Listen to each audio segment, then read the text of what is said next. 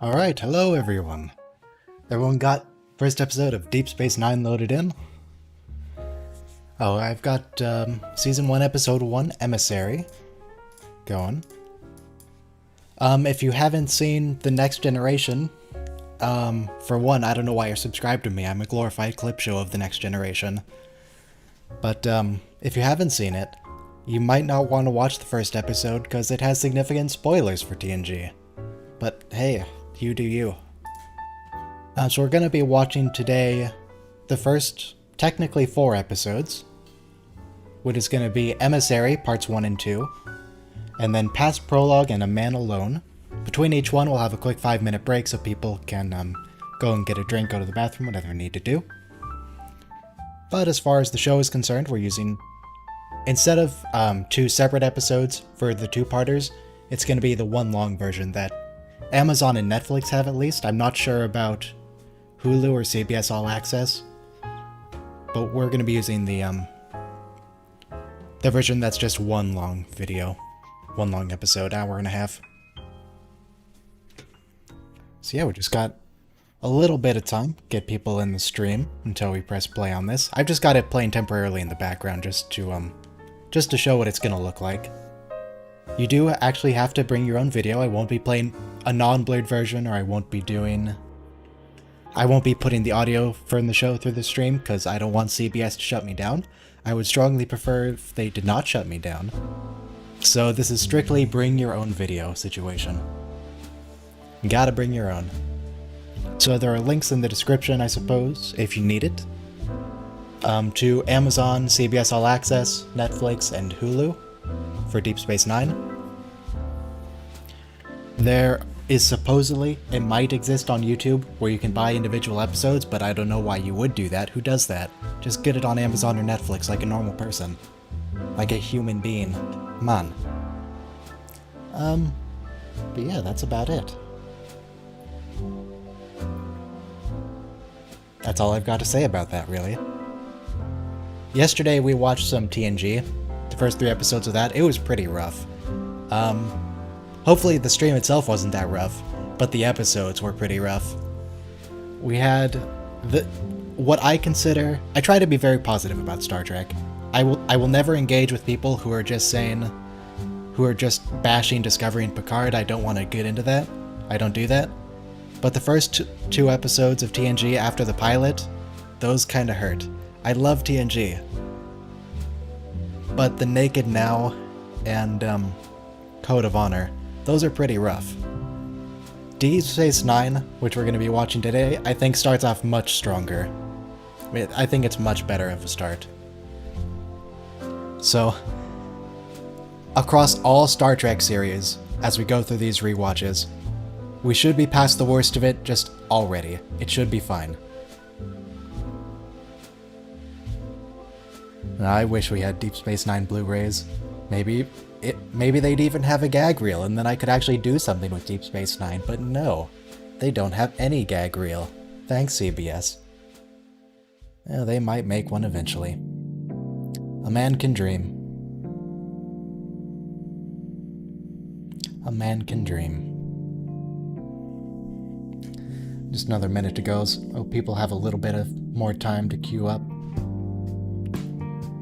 I don't really blame CBS for not having a remaster of Deep Space Nine. I understand it's really expensive to do and probably not profitable. It'd still be really nice though, if they did. Maybe someone rich can finance it, just because they want to see it. Tell you what, if I become rich one day, if I become a billionaire, I will finance a Deep Space Nine remaster. That's not gonna happen, but oh well.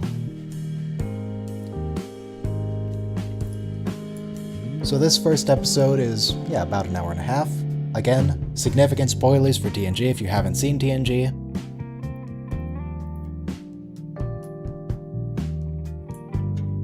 Probably time to mute the jazz. Reset my own version back to 0.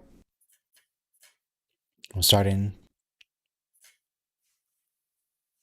Oh, I kind of messed up. I was watching the stream, which has which is a few seconds behind mine. So I'm gonna re-queue with myself real quick. Okay, I'm queued up again. We're all lined up with the timestamp, I hope. Don't worry, I'm a very professional streamer. I know what I'm doing. Oh hey, it's Martok. Hey Martok. Not the Bolian. The Vulcan captain.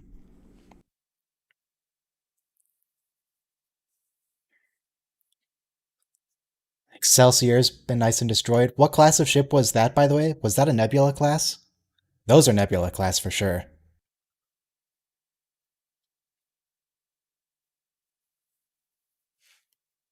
Vagot Locutus of Borg. Hey, it's Martok again.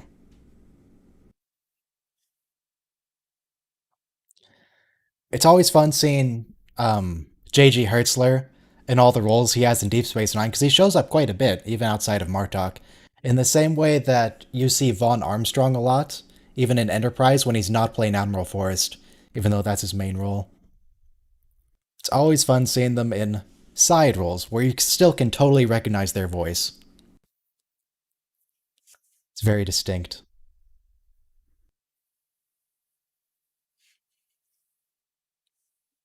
Everyone loves Martok. The Bullian's okay. A lot of camera shake. Oh, Martok's dead. It's okay, he'll come back.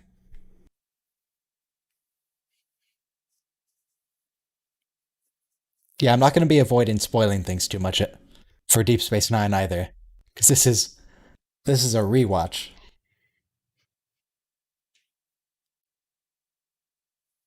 So that person's a civilian. They're not wearing a uniform. There's another civilian. But this was on a relatively small ship, isn't it? The Saratoga. I don't know exactly what class it is, but it's pretty small. I think. But apparently it also has families on board. It's not just big ships like the Galaxy. I mean, obviously Jennifer's here, and she's not Starfleet. And Jake. Is that Cyril Lofton? As Little Jake? That didn't look like him. But it might have just been the low resolution and the camera shake.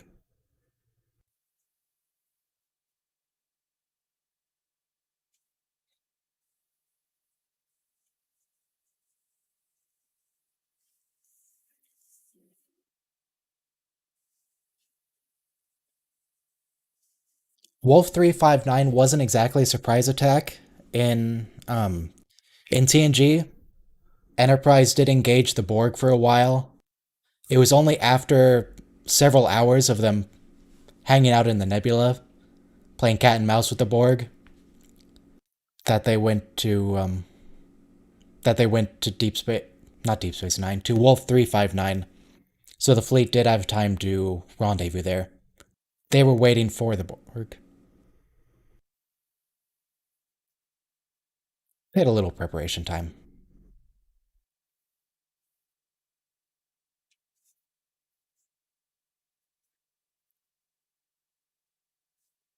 Yeah, apparently it's not Sarah Clofton. Maybe that's what all the camera shake is for, so you can't tell that it's a different actor.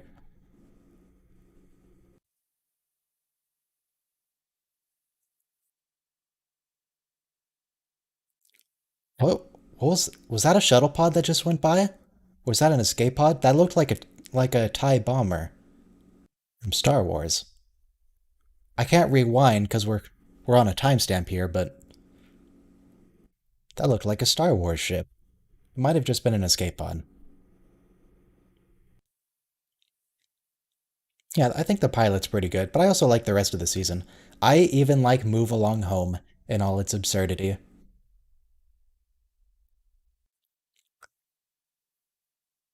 'Cause TNG season 1 is just uncomfortable in a lot of the time. Deep Space Nine season 1 just gets into a bit of absurdity, so it's much easier to watch.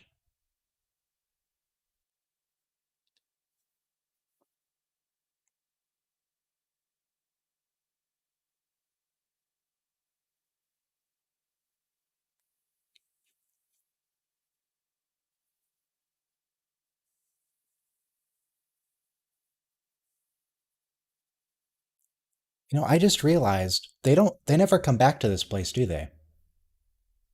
I think they mention it once again as something that was really important to them.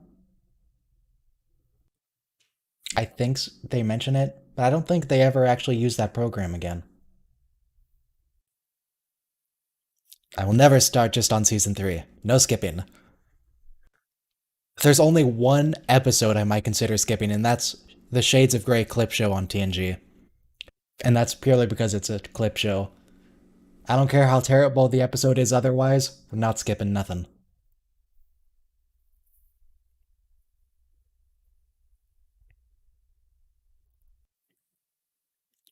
Yeah, Shades of Grey is.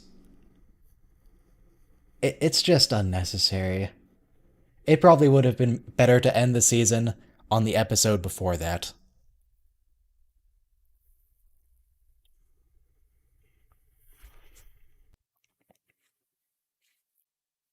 Oh yeah, Avery Brooks takes some time to grow his beard, and when he grows his beard, the show grows the beard. It's great. I don't remember Deep Space Nine having a clip show. Oh, they have in the very finale. They have a brief montage. That's the complete season finale. I don't remember there being a clip show really.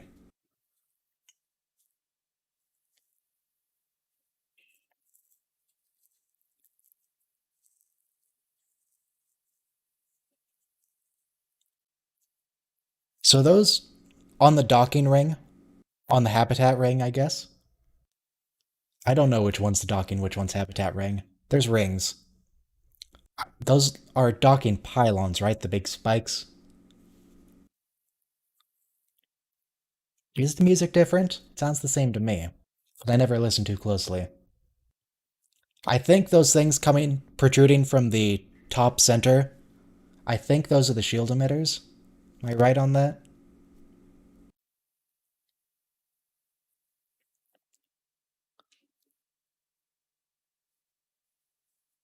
So runabout Danube class.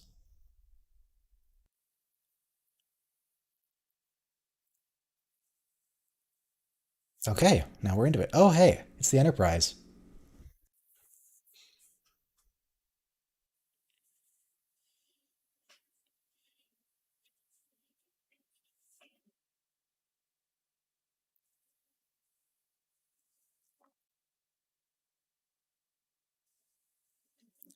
Those those docking pylons, I feel like I guess the idea is they have to curve inward, well, for aesthetics really, but for the shield emitters to cover it with a sphere, a spheroid. But if they went outward instead of inward, that would make it much easier to dock large ships. Because you could definitely not fit two galaxy classes in there. Only one galaxy class can dock at a time.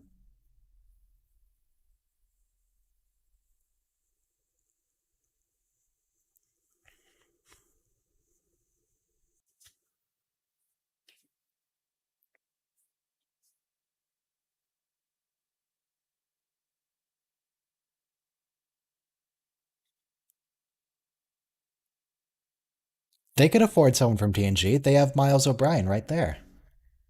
Yeah. And and from TNG season 1 that we just watched yesterday, it's an it's a massive jump in how much acting O'Brien gets to do here versus what he got to do in the pilot of TNG. Because he wasn't even a named character; he was just kind of there. And everybody loves O'Brien in the end. It always seems like that is he a Vedic? Like that guy's supposed to be evil, but I don't think he is. He just gives kind of an evil vibe.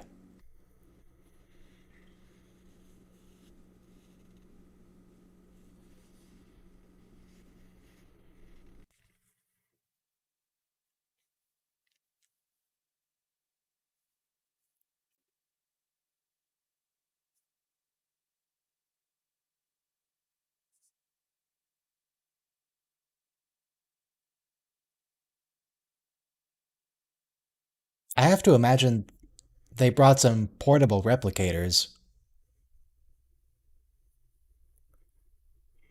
Because they've had portable replicators elsewhere on the show. And they brought some to Deep Space Nine, right? They don't. Why do they have to rely on basic rations and no beds?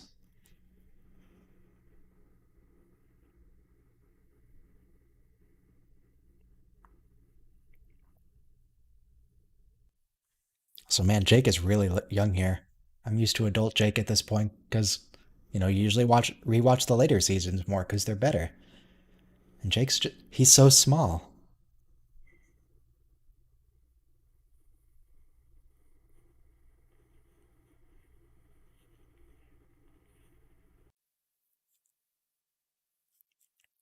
I don't remember if they ever discussed the uniform change.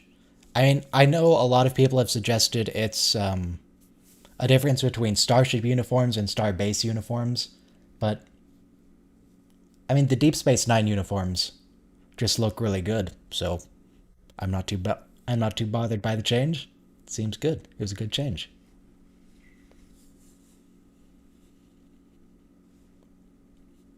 I noticed there's a distinct lack of. Oh no, there's an engineer. Never mind.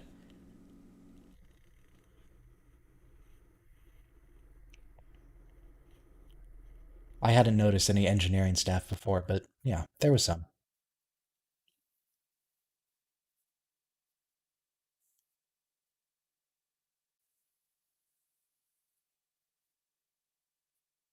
And Kira looks so much different.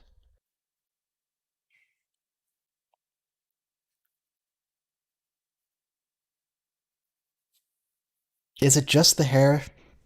She looks shinier, but her hair is also a lot poofier than later on. That makes her look different.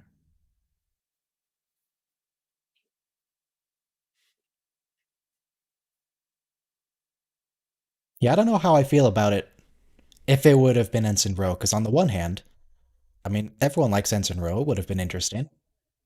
But Kira is a good character on her own. So it all worked out in the end. The hair is absolutely very different, but her face also looks shinier. Is it just me? Maybe it's the eyeliner providing a lot more contrast than later on.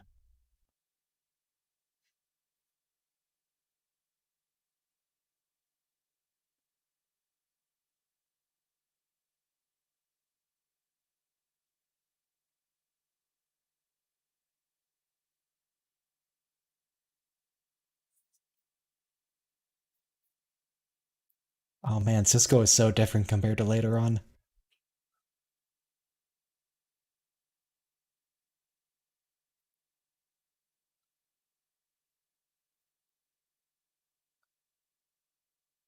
Later, Cisco, I don't think would be smiling in this conversation.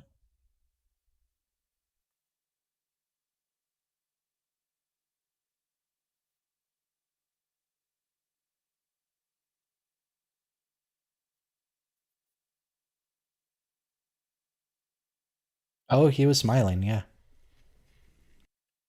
Not a lot. There was a light grin.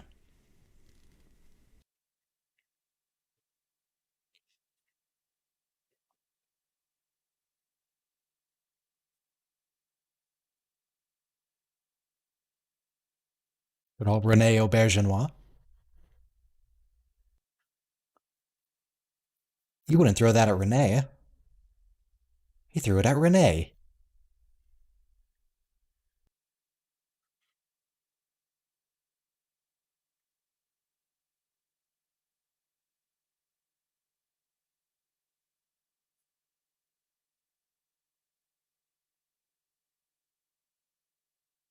Does anyone know the name of the species of that guy? The guy who was stealing stuff?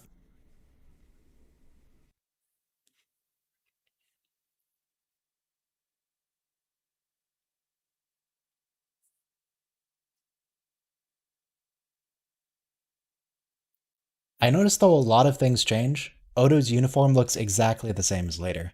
I don't think they changed that.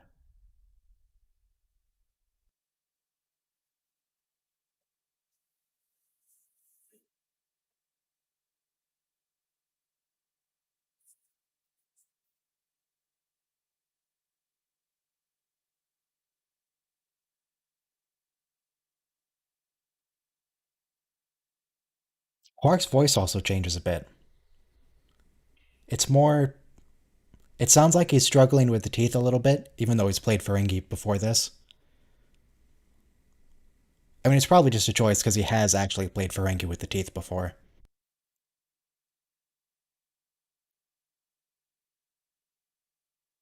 I don't know the name of Quark's previous Ferengi, but I remember he was the first Ferengi we see in the Lost Outpost on TNG.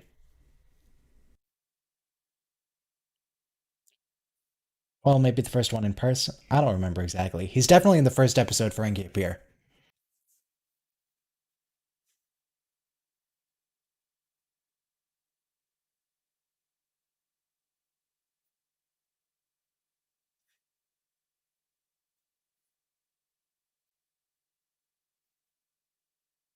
Oh, the mugs on his desk are unbranded this time. We noticed in the TNG pilot he had Target brand mugs. They had corporate logos on them. They're blank here. I mean, they probably weren't supposed to be Target brand, but they had that same logo on them, so it looked like they were.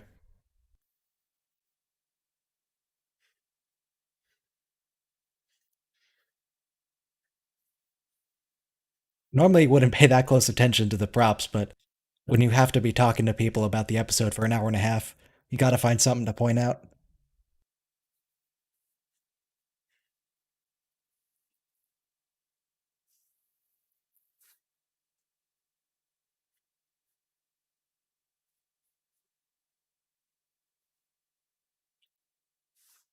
So I think this takes place during season 6 of TNG, 2 years after Wolf 359.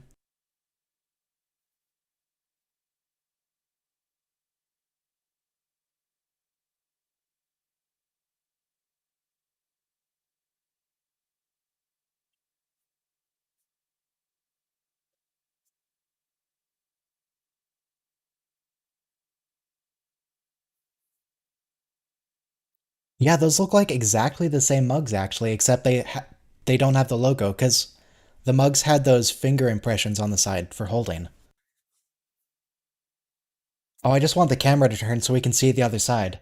See if they are still branded. 3 years after Wolf 359, alright.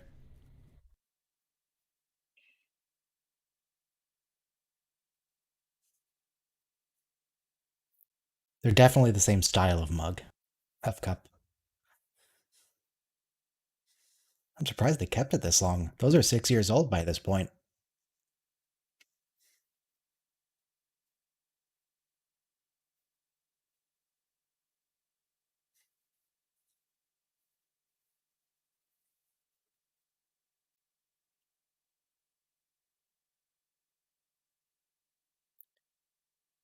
I'm sorry, I can't get over the cups.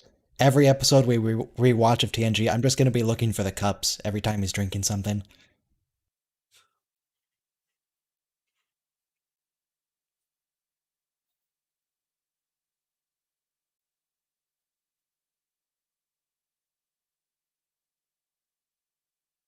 Yeah, Cisco's only a commander at this point. He's not a captain. Same as Commander Riker. Only 3 pips for him.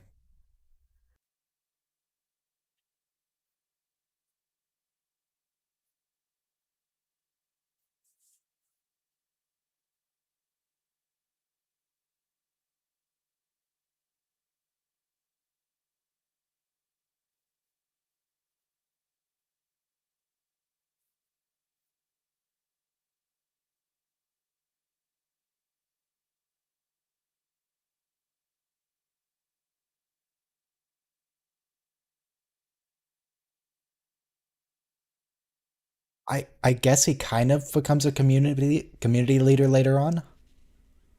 Maybe a little bit. Would the station really have been worse off if Quark left?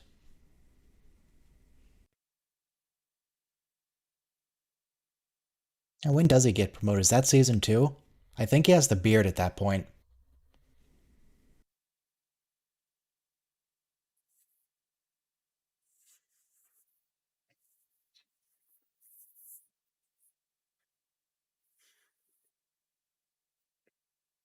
Oh yeah, the show would have been worse without Quark. Quark's, well, he gets great. Season 4 he gets promoted? Oh, that's gonna be a while. He's gonna get promoted in like 7 months in rewatch time. It might take a while.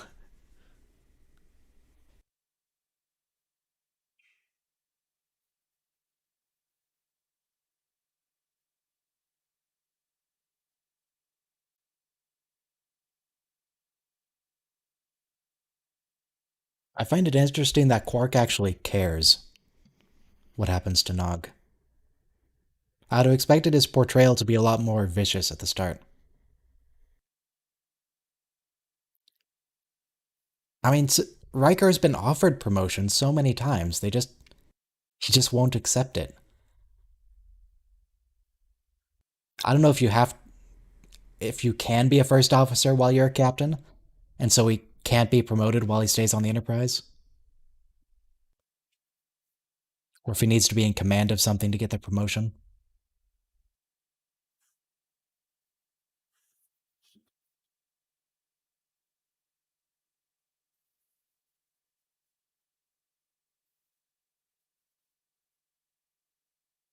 Oh, I don't know nothing about Captain Spock. I just know he did some Kobayashi Maru training.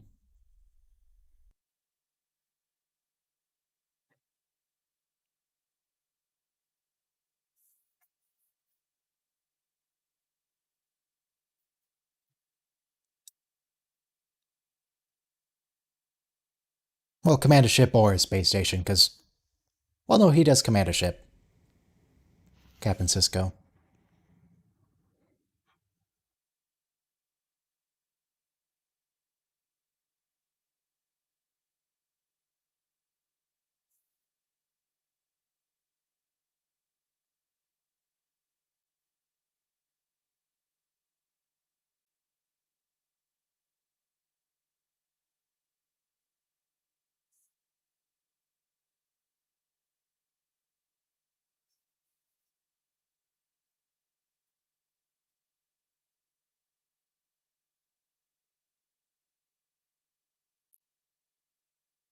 I still don't know what's going on with the Vedic. Is he an actual Vedic or is he a manifestation of the prophets? I don't know if he actually exists, if Kira sees him too, or if Kira just sees Cisco walking away.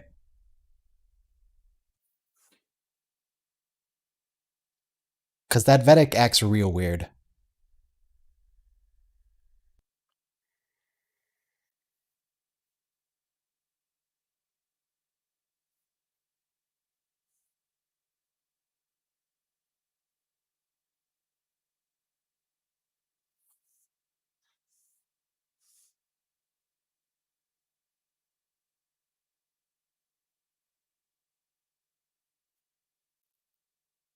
Do we ever see well, I was gonna ask, do we ever see this area again after season 1?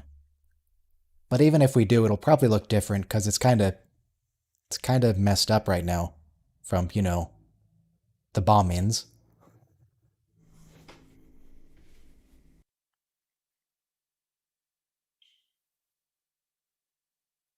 I notice Kaiopaka doesn't aggressively just grab his ear like a lot of people do.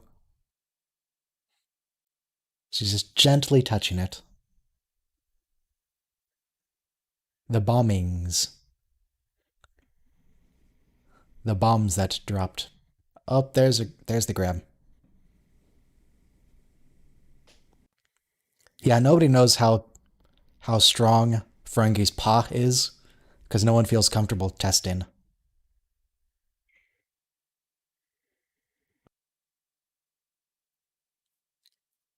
We won't get Kaiwin for a while. I'm not sure when Vedic Win shows up.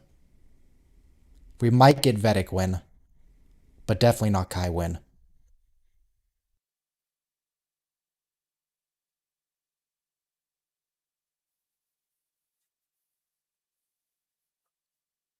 Oh, those are stairs. Okay.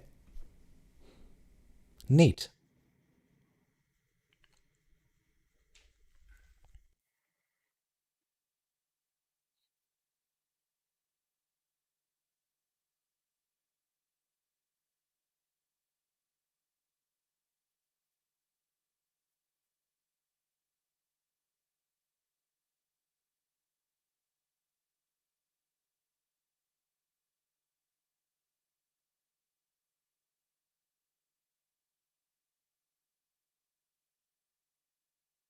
Fancy orb.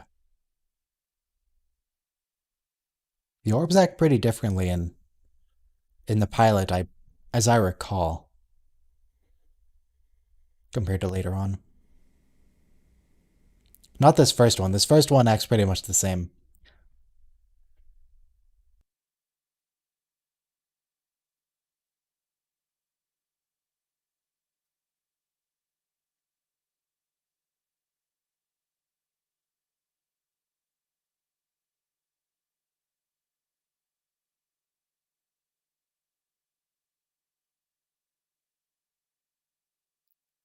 So does he have two friends with him?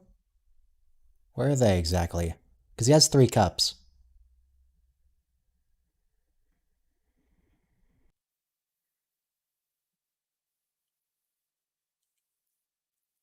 Question is, where is this filmed? What beach is this?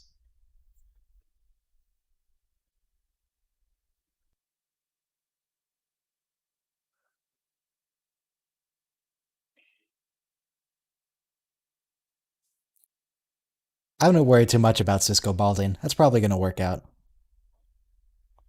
That'll go. That'll go for the better. Okay, that. I forgot about that sound.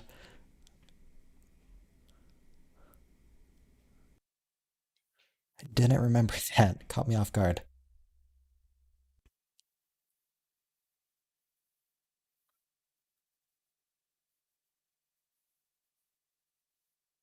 Now he's gonna have to go get another lemonade to bring to his friends.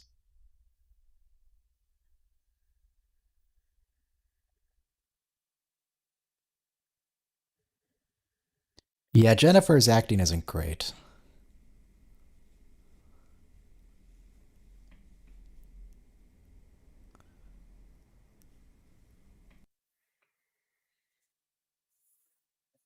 We don't see Jennifer all that much. And we'll see how she acts later on.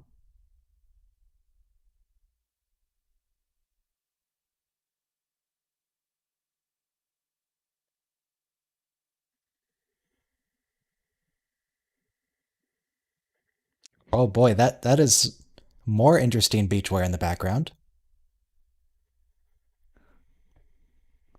Very colorful. It'll reflect in the sun.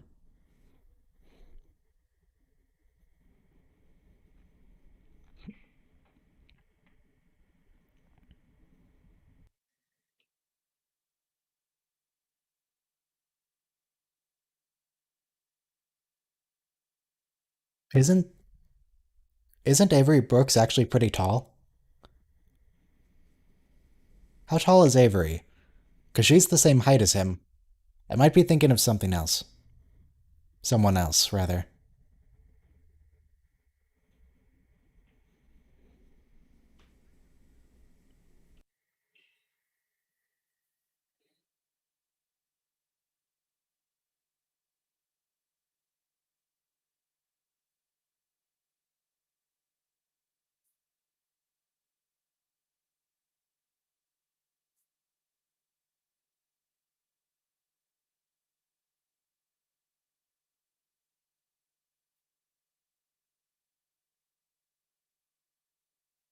Yeah, this is going to be a regular thing. TNG for on Saturdays, Deep Space Nine on Sundays. Schedule is in the description.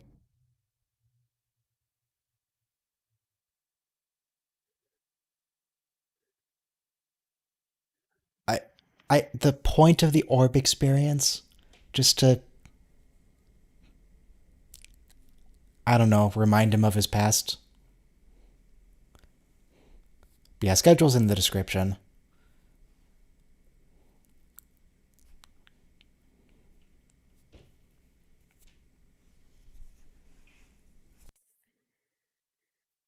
What's the name of that orb?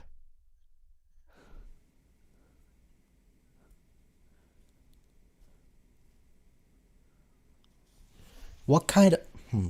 I don't know if they said the name of the orb, but if we had to name the orb, I don't think that. Is it the Orb of Prophecy? The Orb of Prophecy shows up later, but I don't know if that's it. Orb of Experience, that would work.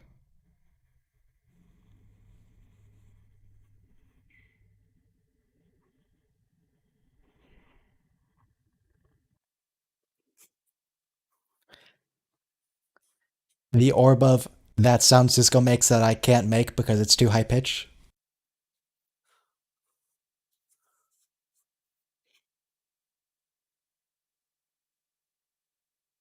I don't know how Avery Brooks can even hit that note.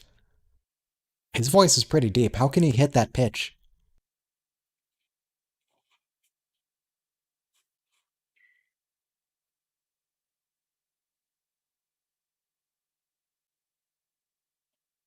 No, the orbs have always worked.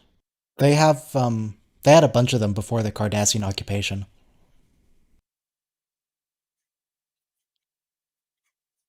And then the Cardassians did a Cardassian stole them. Because they're space Nazis.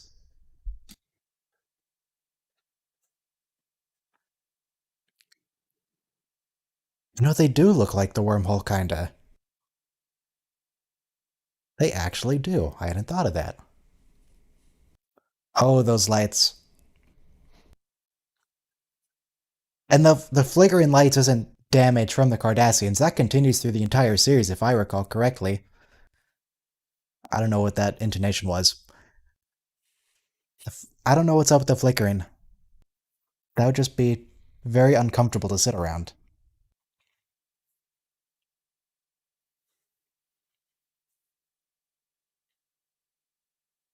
Yep, there's Morn. In his usual place.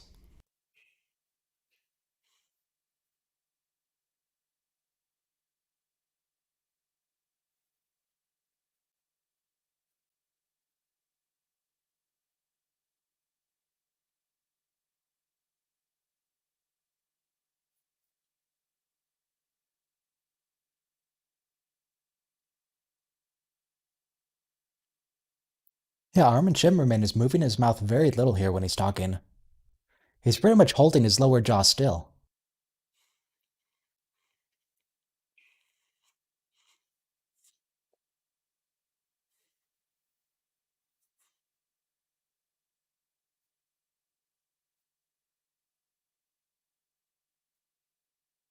It's an interesting ship.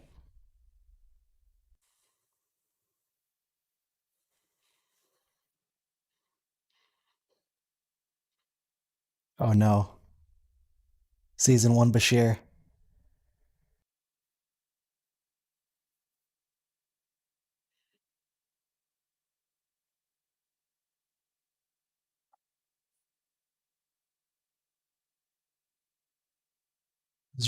That blue uniform is a lot brighter than I remember.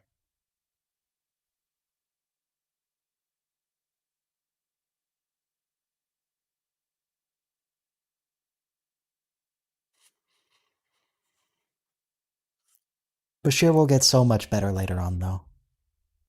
We just have to wait it out.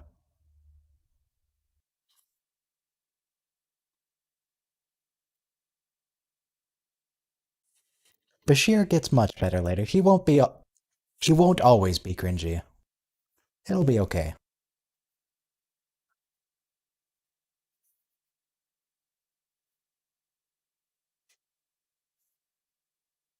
Once he can focus his affections on O'Brien, he can stop creeping on Jadzia, and it'll be fine.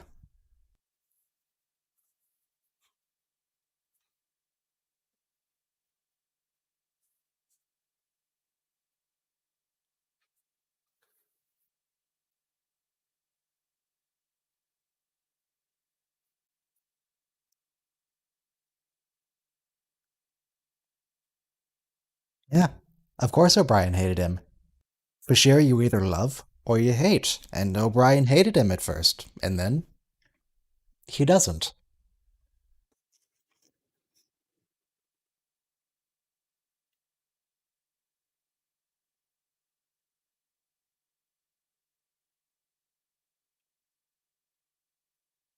Nice one, Bashir. Wait, is he not even a full lieutenant? He had one he had 1.5 pips. Is that not full lieutenant yet? Bashir and Kira, the actors got married. So when Kira gets pregnant later, it's real life Bashir's baby with Nana Visitor, Alexander Siddiq, and Nana Visitor. Lieutenant Junior grade. Jadzia is a full lieutenant.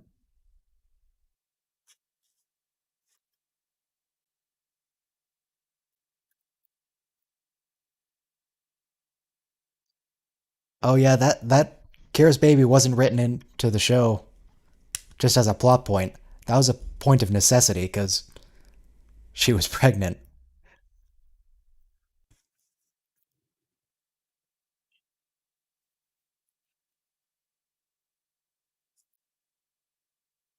All right, what does the Orb of Experience show her? It is also just showing her a scene from her past. It seems like usually the prophets are trying to make a point with the orbs, though, with the experiences people have. I'm not sure what the. Yeah, I don't know what the point is, other than just here's a memory that was significant to your life.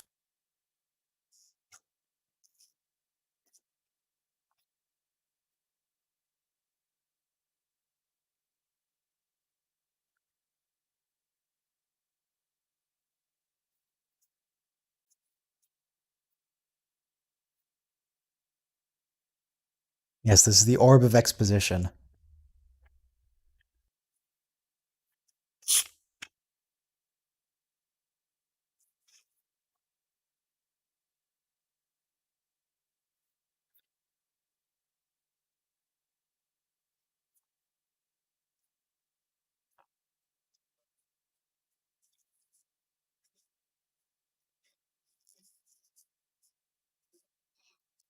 I mean, why bother rinsing it?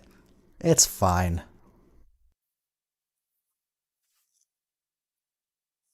She clearly didn't get sick from it, so rejection's probably not a factor. Well, other than the rejection, they're going to spend about 5 episodes focusing on different kind of rejection.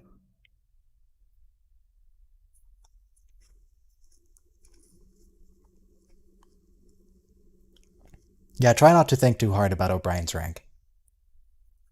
It will never make sense. Okay, that's what you meant. Yeah, no TNG actors here except O'Brien. No, we get, well, one. The one actor, other than O'Brien. Granted, it's the only actor you really need.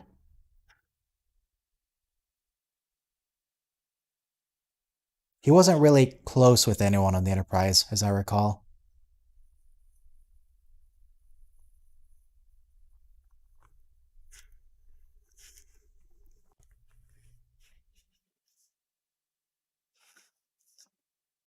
Ensign doesn't get to say goodbye.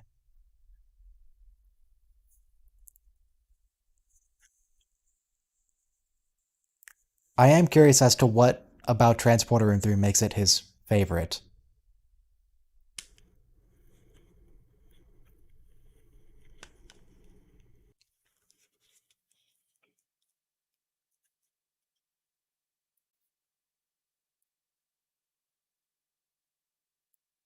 Maybe that's just an in-joke about how many times they say Transporter Room 3 on TNG.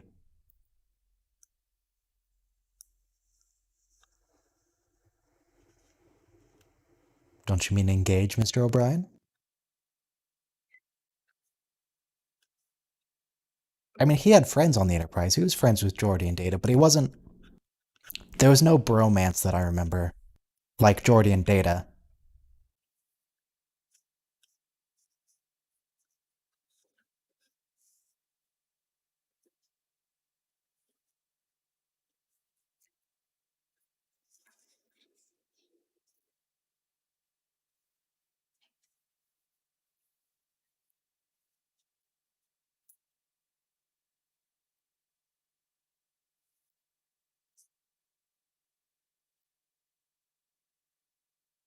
And Picard not having kids is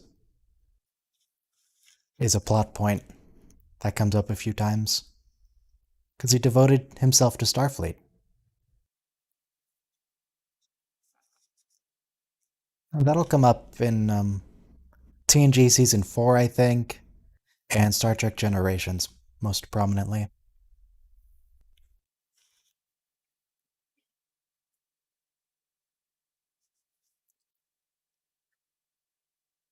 Maybe it was Ducat I was thinking about before, when I said Armin Shimmerman played the first Ferengi. This guy absolutely played the first Cardassian, Marco Limo.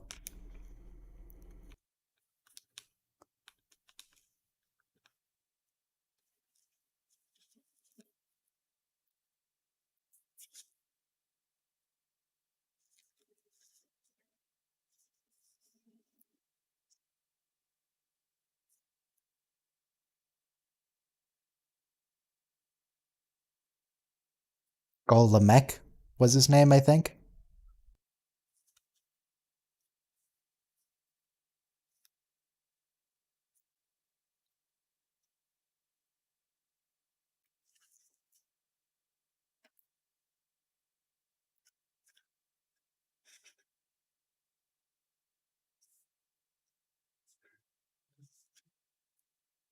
No, it's just a friendly chat.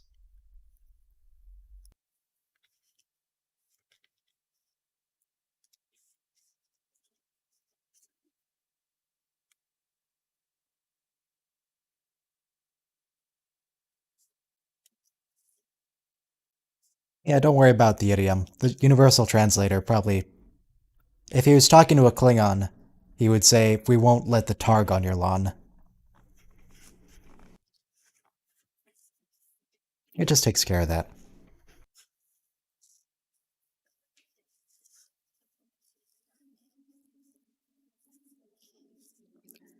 Gul Dukat would never have ulterior motives. He's a very trustworthy man.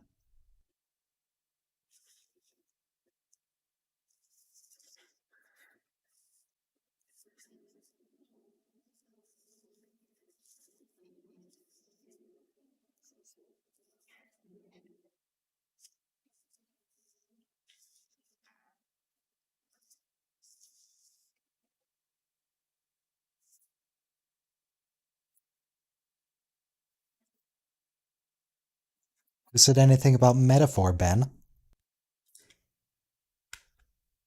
It's no metaphor.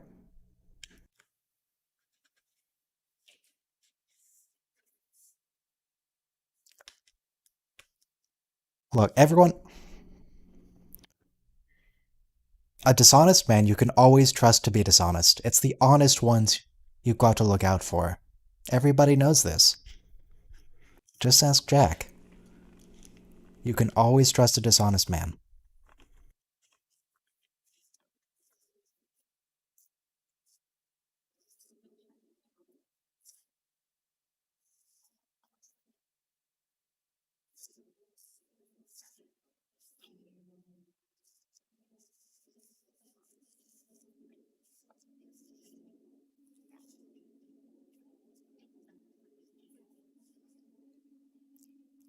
Is that really loud enough to get everyone's attention? That sounds like normal noise for that bar. It wasn't even a hard surface, it just kinda bounced off gently. There's no way that got everyone in the bar's attention. Kira's hair will change a lot. It's much less poofy in later seasons.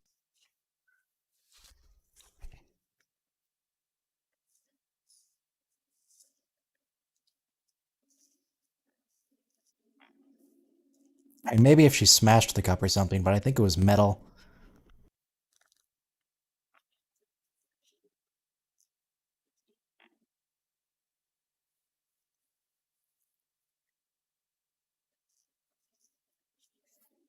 Very tragic for Quark, forced to kick these people out before they could end their winning streak.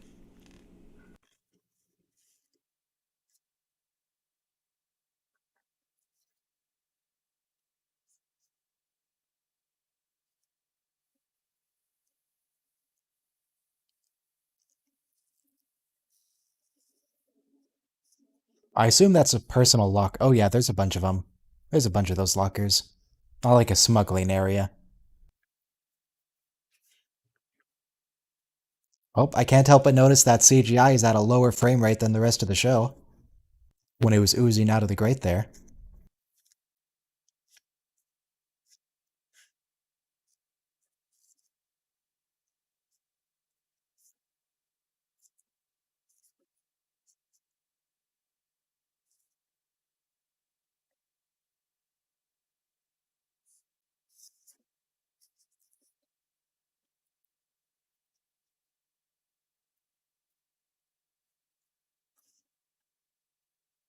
Yeah, or you only need to pay for half the rendering if you only have half the frames.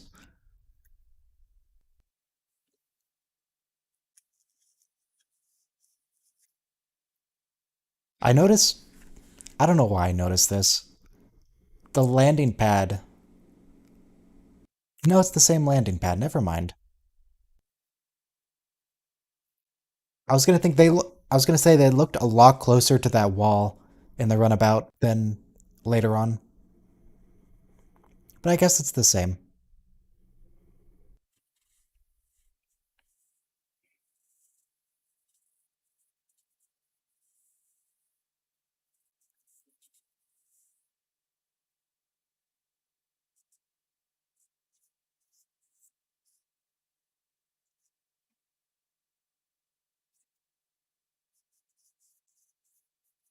A few notes of the DS9 theme there.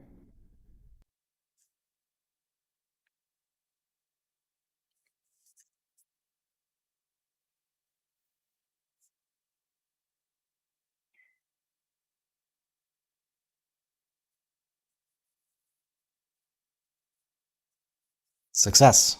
That's all it needs is percussive maintenance.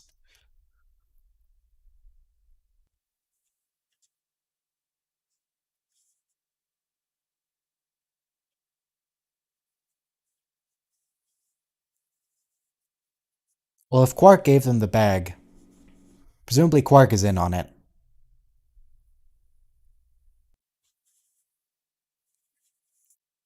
Or maybe Odo got rid of all the other bags. Look at that star in the background out the window. I don't know if they'll show it again, but it was very flashy compared to the others. It looks like it's not going to show up again.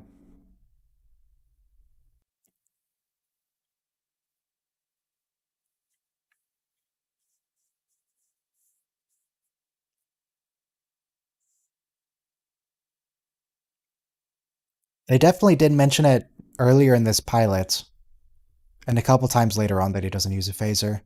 So it is established early. It's easy to forget about.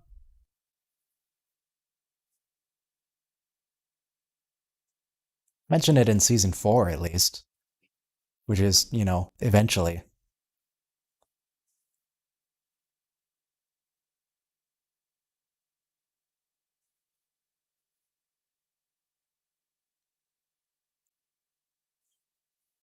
I like how, in this instance, they couldn't tell what happened to the runabout.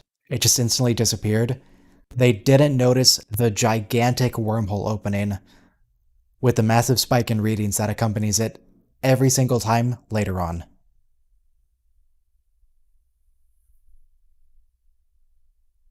Yeah, no, they pressed skip intro, so they didn't see it.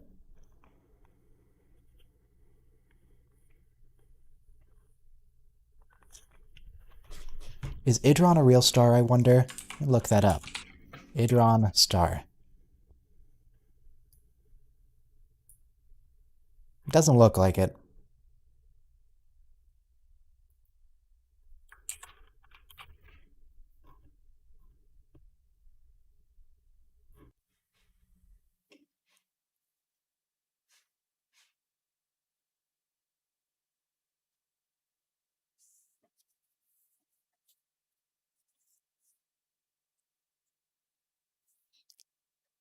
Alright, they did it. They found the Celestial Temple, everyone.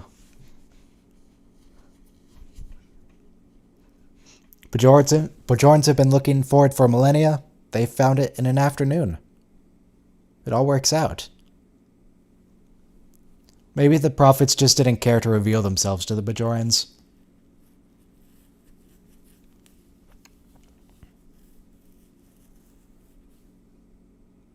I hope the CGI's at a bit of a low frame rate outside.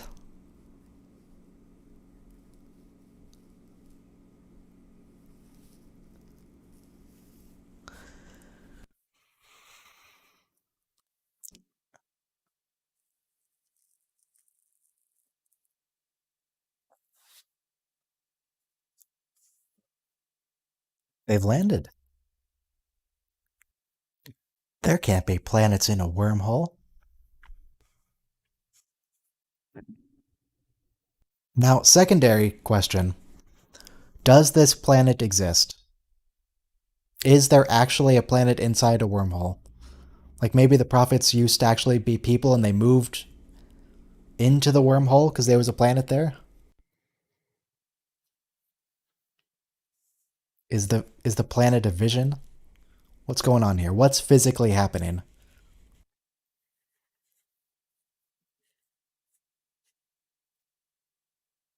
I think they're seeing I would expect they're seeing different things just based on expectations.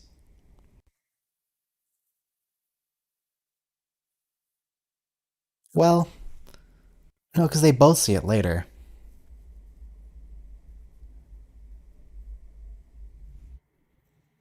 I don't know.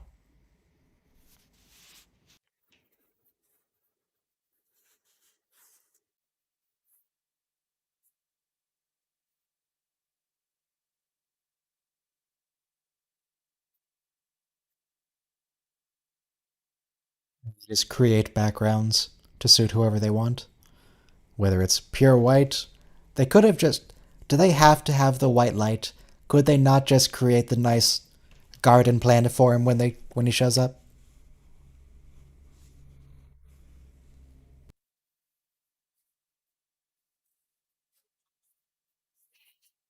Yeah, here's what I was talking about earlier when I said the orbs act a bit differently.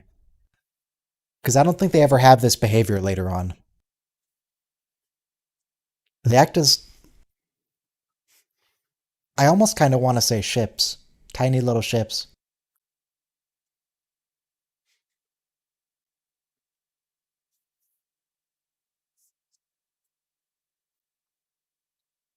Yeah, but that sort of flashing seems to imply that the rocky storm planet is the real one. Because now Jadzia sees it too. Or she at least did briefly.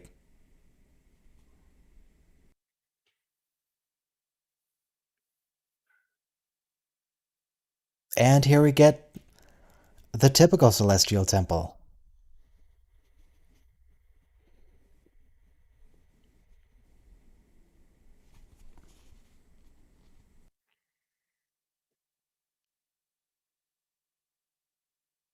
Oh, okay.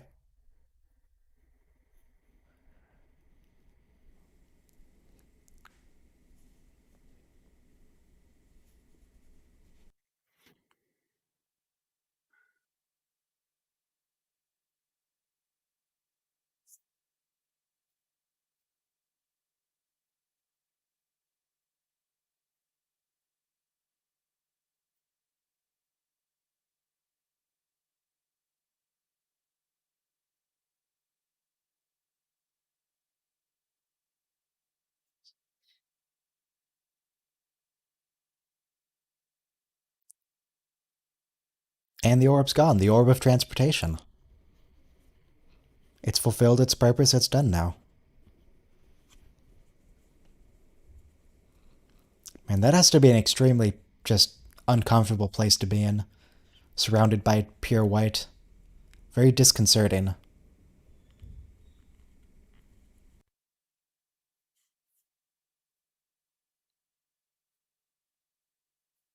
Who was that last lady? Everyone else was an important character we've met, but there was. Who was that lady in that last little clip? No, there aren't any really usable outtakes for DS9 to make into intakes. It doesn't really work. There are some outtakes, but they're extremely, extremely low quality.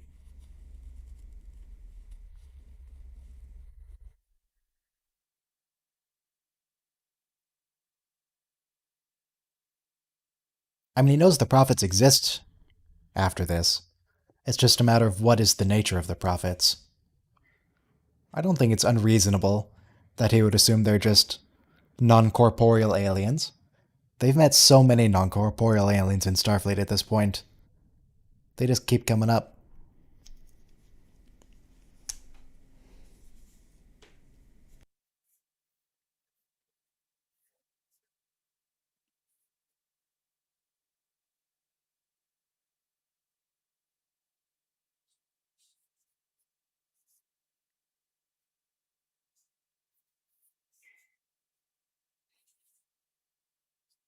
In what way?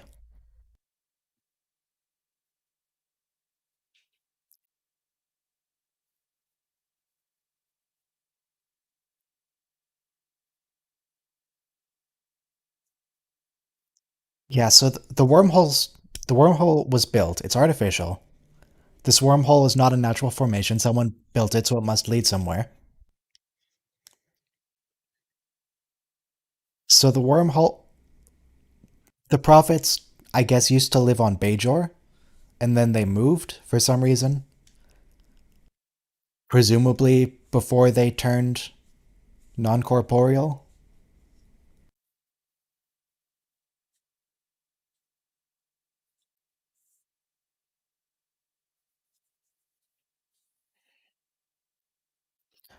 Oh, there's no way they know he was half prophet in this pilot. There's no way.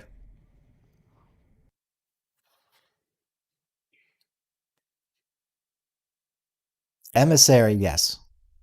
Considering, I mean, the title of the episode is Emissary. Definitely.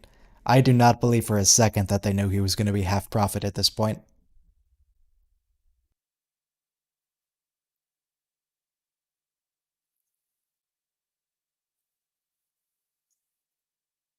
I don't know if I believe he's half prophet, having seen the entire show.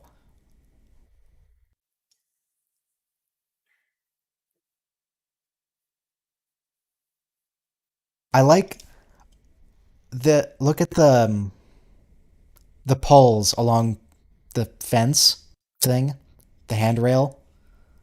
Those are just docking pylons. Those are just more docking pylons, but they're bigger. Or smaller, rather. Presumably the prop is bigger. It's a very symmetrical design from the Cardassians.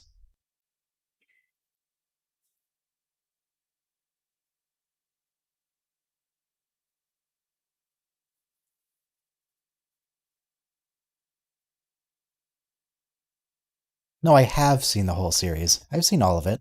The only thing I haven't seen is the animated series.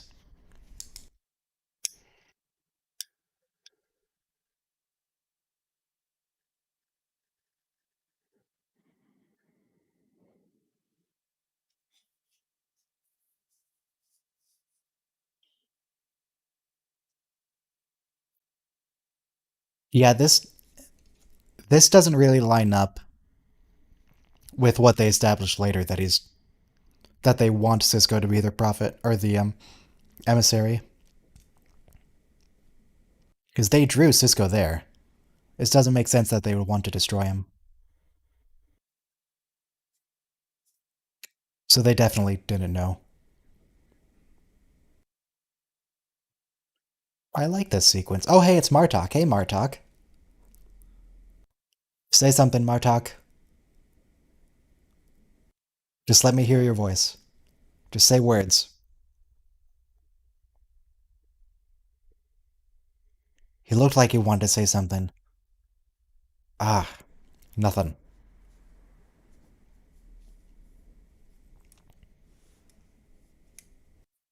Oh, they keep putting Picard in Locutus makeup. Not just in Best of Both Worlds in this, they just keep doing it.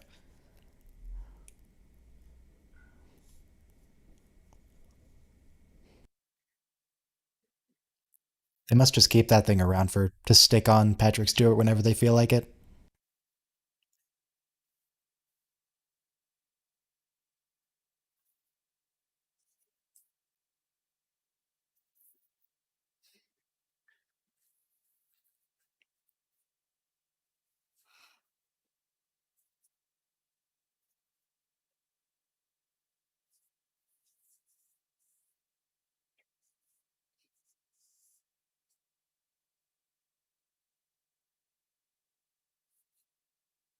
Of course, Wolf 359 isn't a singular event, because it is part of one's existence.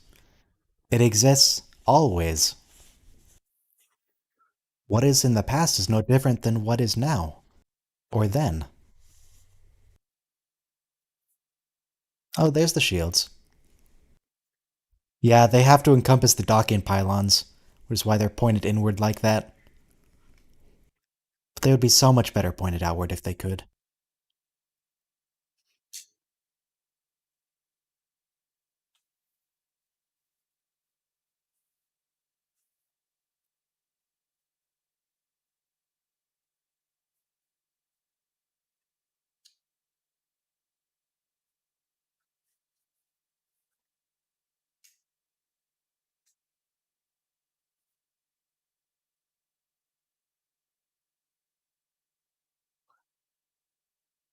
Hmm. So later on, would it is there any point it would have been advantageous to be able to move the station? Would it be possible to take evasive maneuvers with the station if it has thrusters?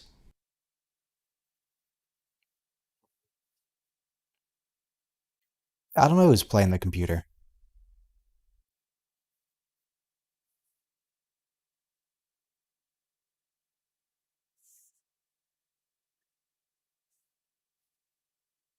Is it still her? Oh, I accidentally pressed pause on mine. You guys keep going, I'll resync myself.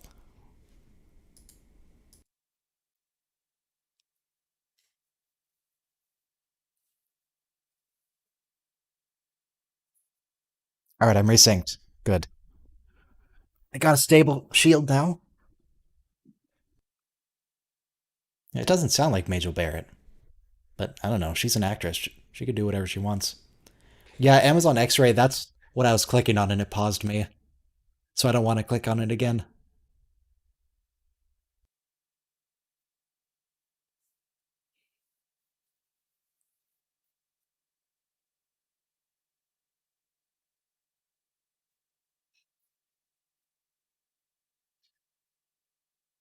Are they going to be able to see the giant wormhole that pops up this time?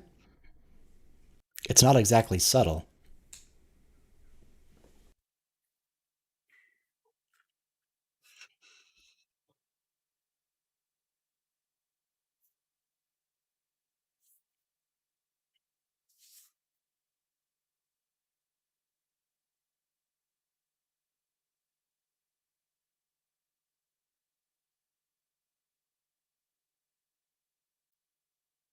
Yeah, the runabouts are treated interesting compared to the shuttlecraft. These are treated like they're actual full ships.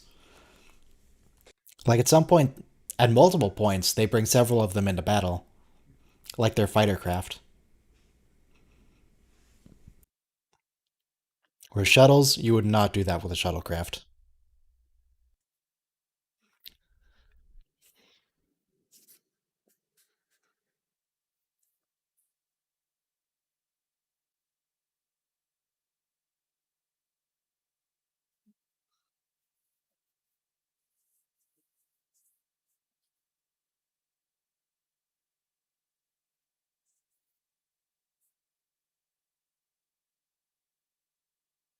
Yeah, that's Jennifer.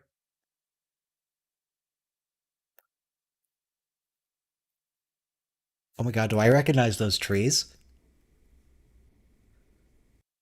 Those trees.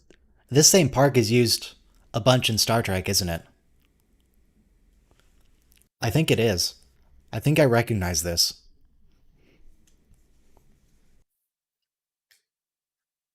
I was. It might caretaker, but I was thinking in TNG, I think it's used in the episode where they actually show the crystalline entity eating everyone. I think it's used there too, when they're setting up the colony.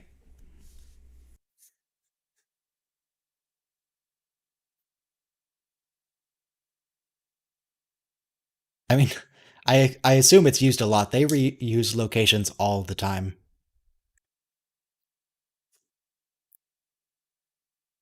Most famously, the Vasquez Rocks.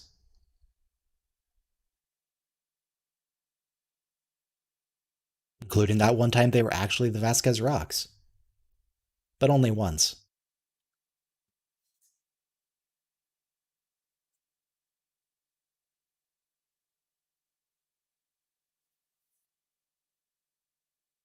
They're pretty recognizable the way they arc like that.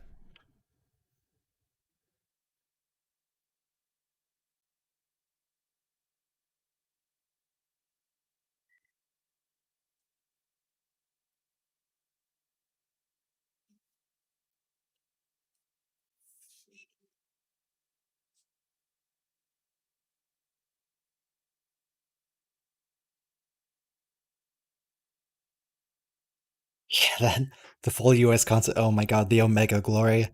The Omega Glory is just okay. That's the last TOS episode I watched. It was a little while ago, but that was the last one I rewatched. I didn't remember anything about it. I had just seen people saying that it was terrible, and I wanted to see how terrible. It's pretty bad.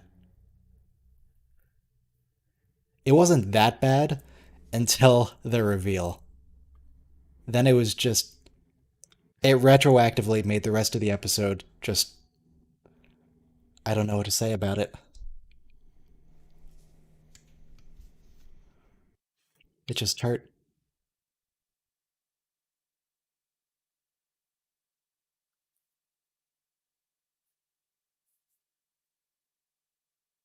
It doesn't matter if it's difficult to be there, Ben. You are there. You exist there.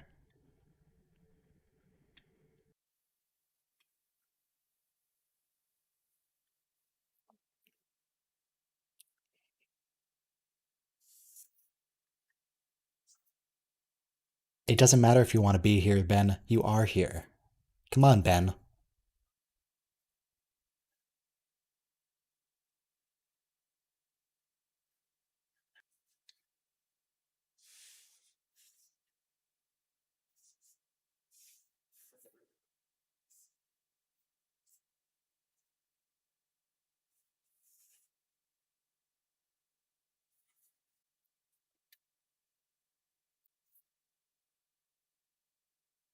Oh, they're not happy about the Cardassians.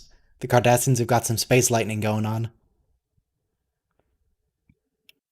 They've got the lightning effect.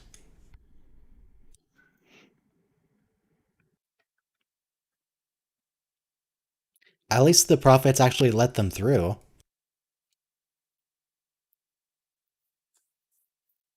They could have actually just turned the Cardassians around and sent them back where they came from, probably.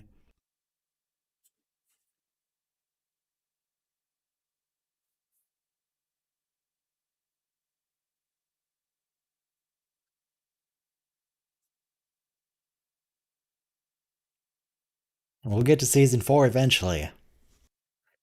But I mean, if we started with season 4, we wouldn't be able to make fun of the show nearly as much because it's actually really good and makes sense.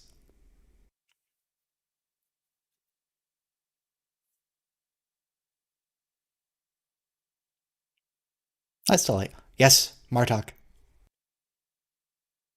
Yes, Martok says things.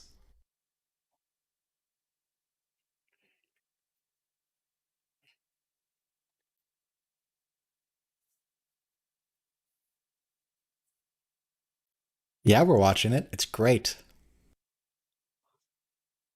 Most of season 1 is good. The parts that aren't good are fun to make fun of.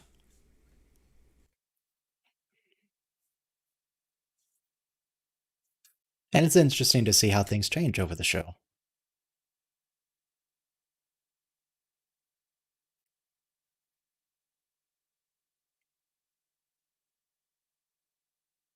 Was that a medical tricorder? Is that a medical tricorder next to whatever her name is? Jennifer? That's her name.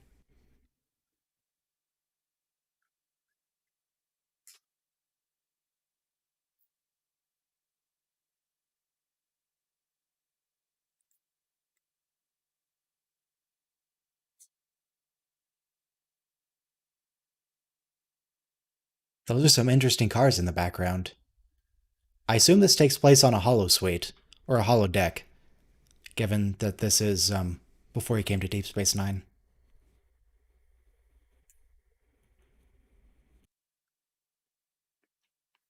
Right, because baseball doesn't exist in the future, except on Cestus 3.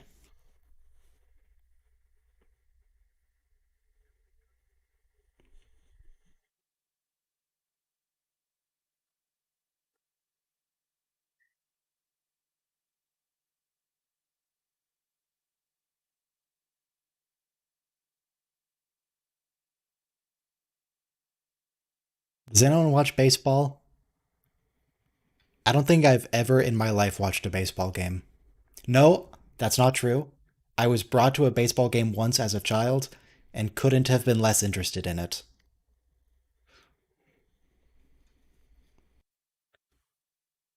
See, the point of this isn't about their adversarial nature and outlets for it. The point of the baseball scenes is to demonstrate that Jake has the patience of a saint because he goes through baseball with his father. It's just character development for Jake.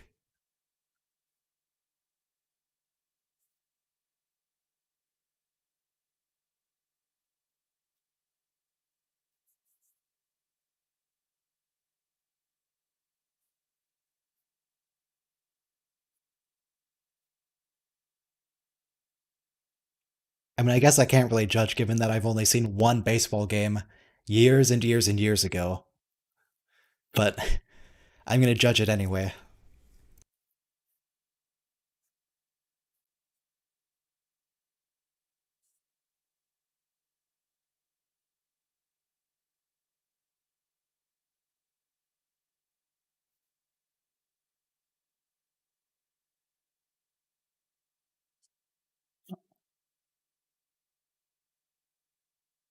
Oh, good.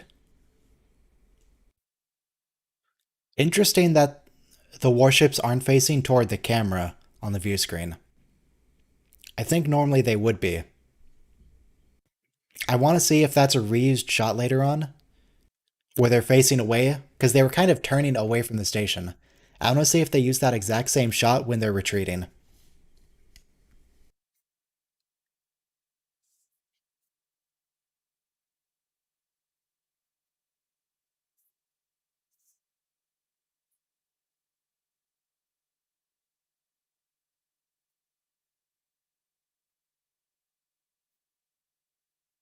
To be fair to the Cardassians, this isn't a believable story at all.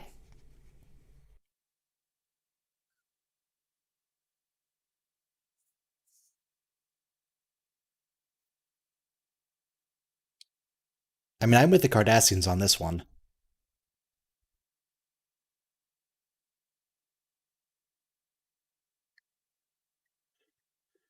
People fight each other in baseball? Is that a death to the opposition moment? Does that happen? Find him and kill him?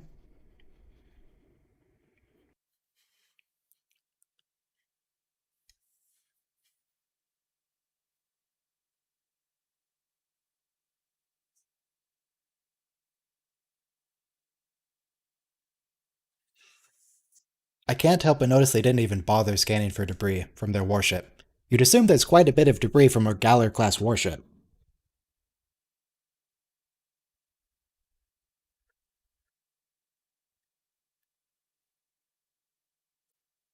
They just saw it wasn't there and assumed it was destroyed.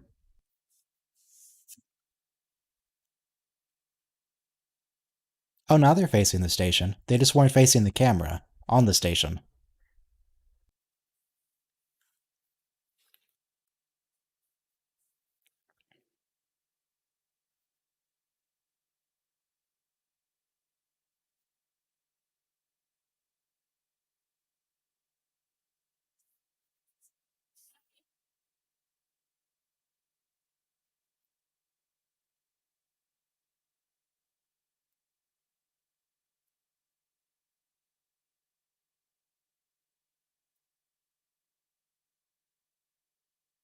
This station is not going to hold up for 20 hours.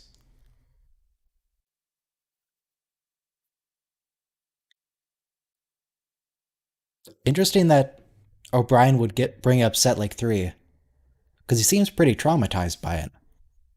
Because he was there, and it was a bad, bad time for him.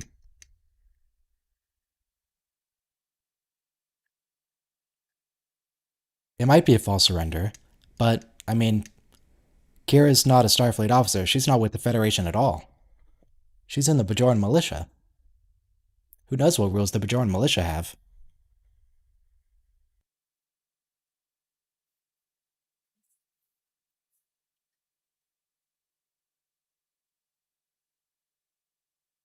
I think Voyager isn't going to be launching until season 2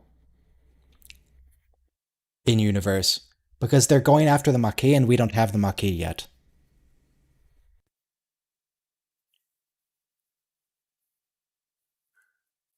I think the Maquis are the end of season 1.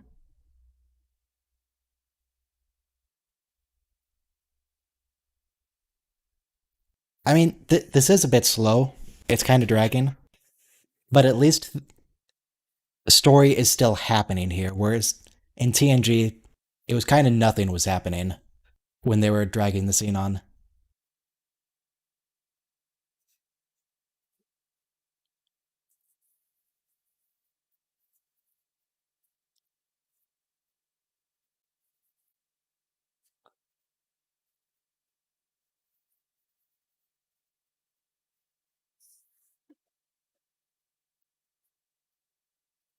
Yes, you do exist there.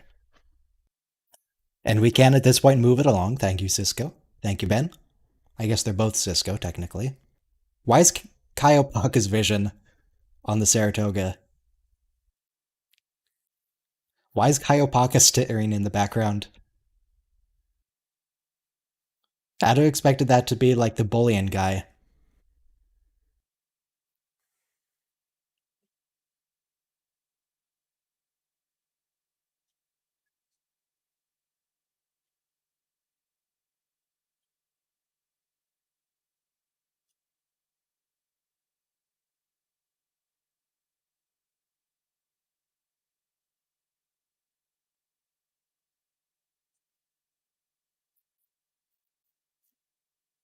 I mean, I don't know if choose is the right word.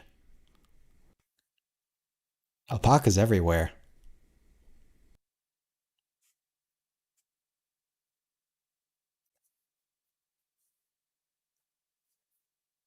Can never get rid of Alpaca.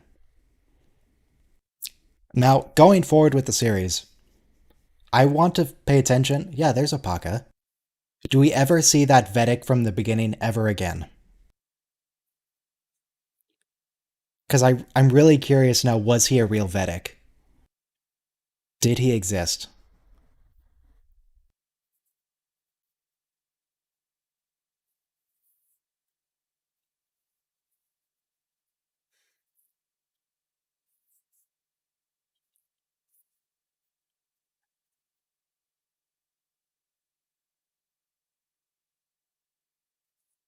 Golgi Sod. I couldn't remember his name. I was thinking Golivek, but no, that's not Golivek.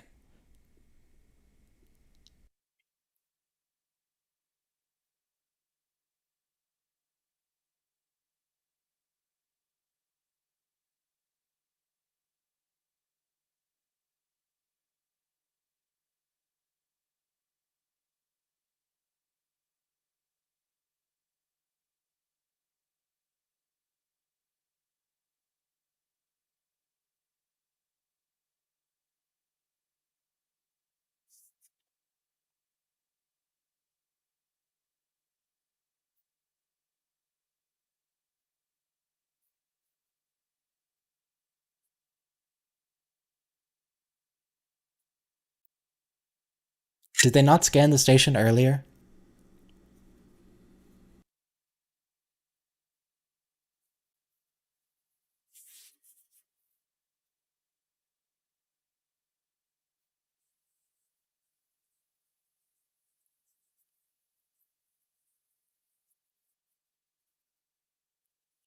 Yeah, that face from Kira.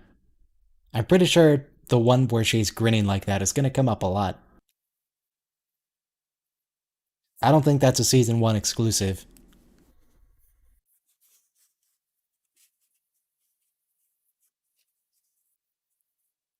I don't know what kind of field they mentioned. If I had to guess, I would say inverse tachyon field. It seems like inverse tachyon field is a pretty good thing. That might just be Voyager though. I know Voyager really loved tachyons. Deep Space Nine is big on neutrinos, actually, come to think of it. But I don't think neutrino fields are a thing in Star Trek. Neutrino beams, neutrino pulses.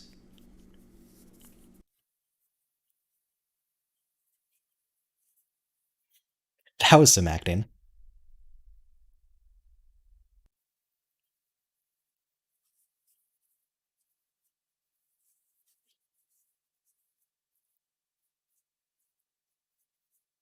I mean, even if it is an illusion, even if it's not an illusion, rather, they can just retreat when they start lobbing out a bunch of torpedoes. They can just leave if it. They can call the bluff.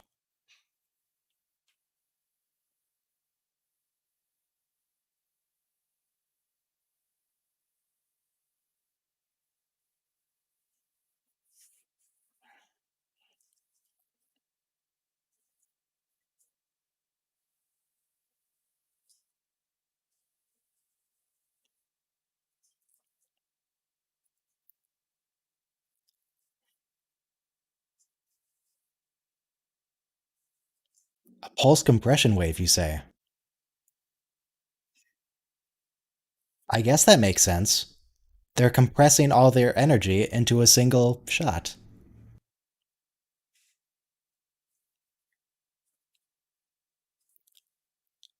I find it interesting that they say direct hit still. Considering that they're on a space station that's not going anywhere, it would be pretty embarrassing for the Cardassians if they got anything but a direct hit. It's not moving. They could move the station, but they're not.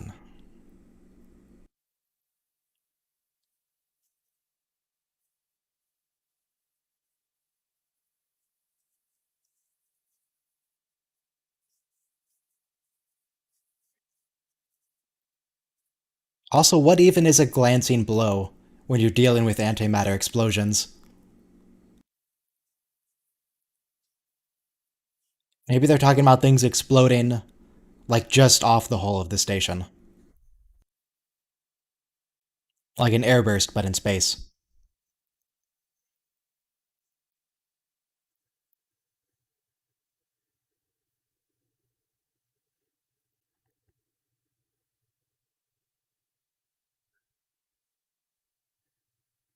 They could try to take evasive maneuvers, they have thrusters. They could do something. Worst came to worst, they could just crash the station into Bajor, one of its oceans. They could do that.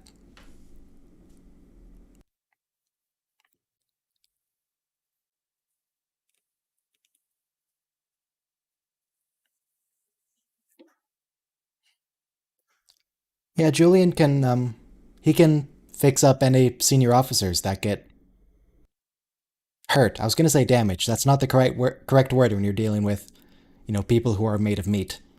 They're not robots in this case. I've been watching Star Wars. There were droids there. Hurt is the right word in this case.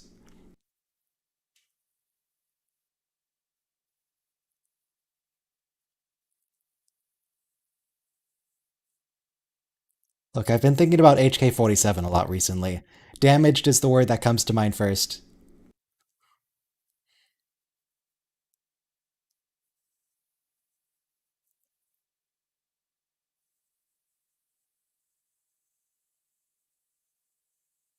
That's a good tractor beam on what's a glorified shuttlecraft. Pulling out a whole big warship with that thing. They needed two tugboats for an Excelsior class later on.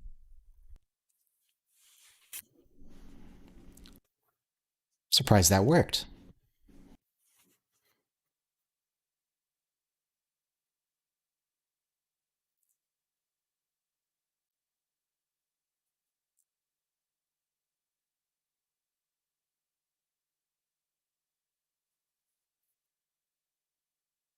Looks like everything worked out. And they're just gonna let go of the fact that the Cardassians attacked them and hurt a bunch of people. They're just gonna forget about that in the name of friendship. You know, like the fact that Romulans are free to enter the neutral zone. That's fine.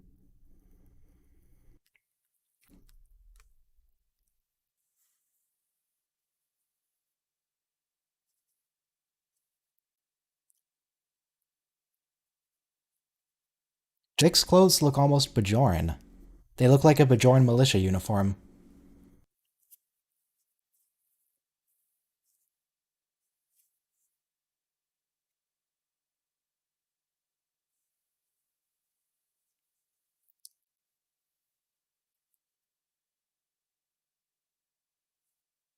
You know what Deep Space Nine could really use? They could use a ship stationed to the station. That would keep the Cardassians away. They should consider that. Yeah, they definitely weren't Bajoran. They just looked Bajoran.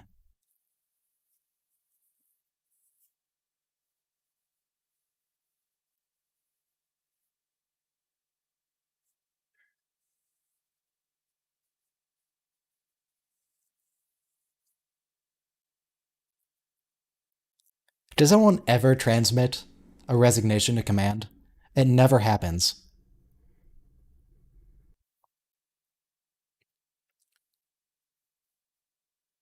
Cisco doesn't do it for Esri. Picard doesn't do it for Cisco or who's the is it for Ro? Does Ro try to resign and he says no? No, that can't be right. I think Picard does it twice, but I can't remember the other one.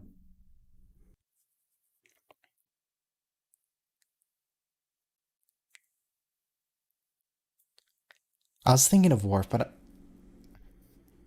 I don't know if Worf actually asked to resign. I think he said he was just considering it, but he ultimately decided not to even try, as I recall.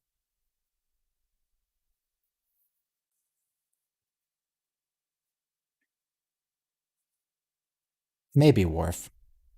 Oh, Picard and Worf, not Cisco and Worf. Maybe. I don't know. I don't watch Star Trek. I wouldn't know this stuff. Shut up, Quark. Just go back to your bar and get money.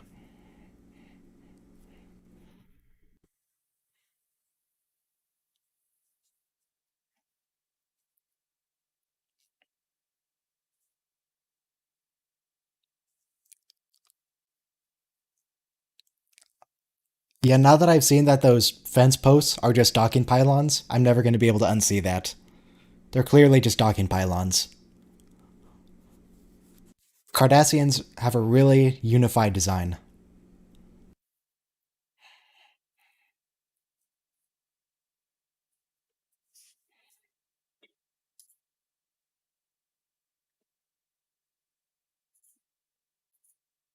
Well, that's episode 1. It was pretty good. I liked it. A couple parts dragged a bit, but overall it was good. So, at this point, we're going to be doing a 5-minute break, and then we'll do the next episode. So go ahead and start that timer now. And if you guys want to go to the bathroom, get a drink, do whatever you gotta do. And I'll just put on some light jazz.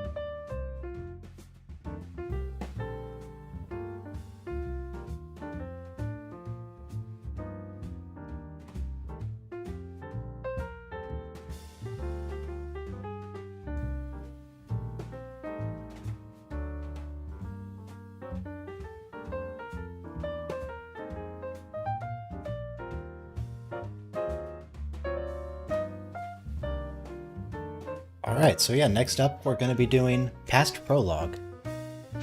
Whether it's episode 2 or 3 will depend on your naming convention. In terms of labeling these, I'm considering Emissary Part 1 is episode 1, Emissary Part 2 is episode 2, and Past Prologue is episode 3. So we're going to be doing Past Prologue and then A Man Alone. Depends on your naming conventions. So next is Past Prologue. We're doing Past Prologue.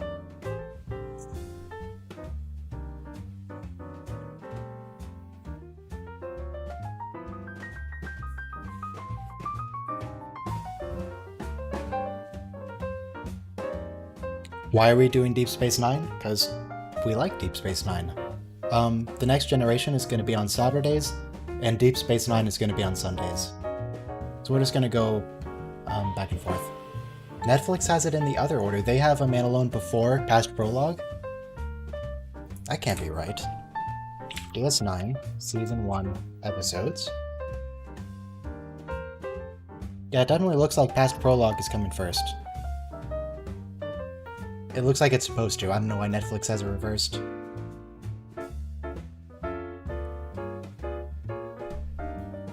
Alright, well nothing I can do about that. That's Netflix being weird.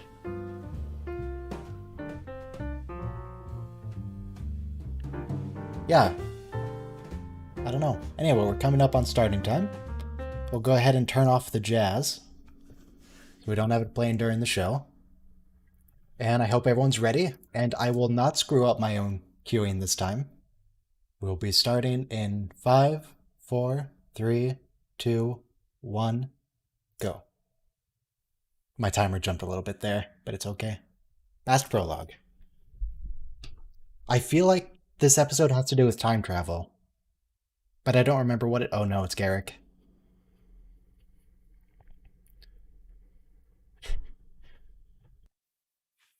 We all love Garrick, but he's extra creepy in this episode.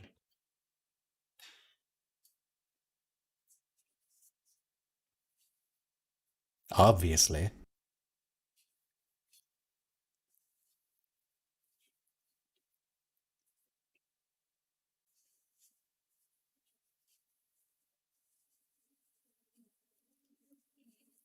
It's Kira's terrorism buddy? Okay.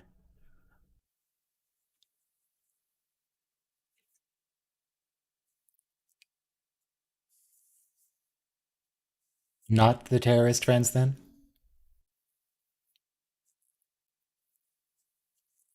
We'll find out shortly. Did Bashir just call for the check? And he's trying to leave?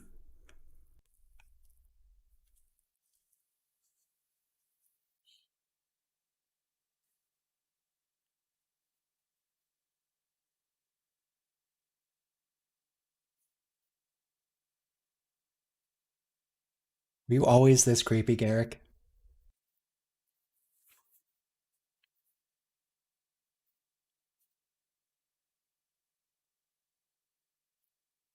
Garrick's makeup is pretty much the same as later on, though. A lot of people's change. But Garrick's looks... All the Cardassians look pretty much the same. I think his hair is a little bit longer now, but that's about it.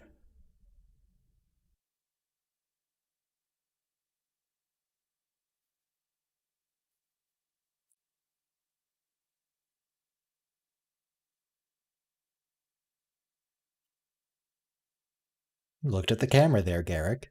You can't do that.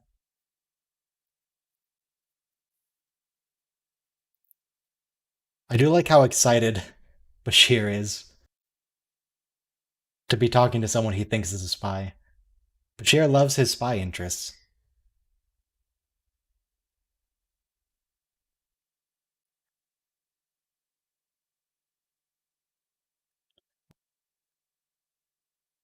That's not...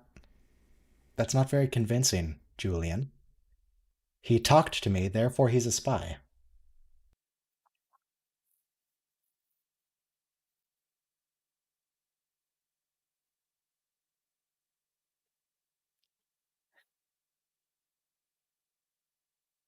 I'd forgotten that they established this early Bashir's obsession with spies. That's going to carry on. It's going to keep going.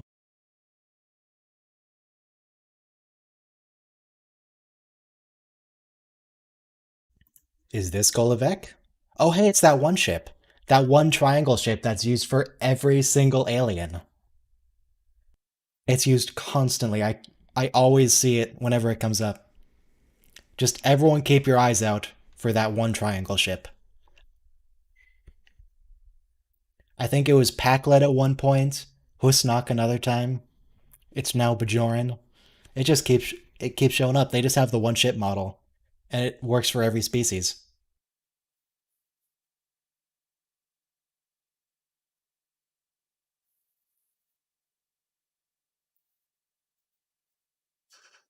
Oh, I think I remember now. This is the Kon Ma. I think this is the Kon Ma episode. Yeah, that ship. They did it. They did at least make a modification this time. They put nacelles on it. Normally, it's just the triangle bit. It's a build your own starship model that anyone can get. Oh yeah, I recognize you now. I know what's happening here.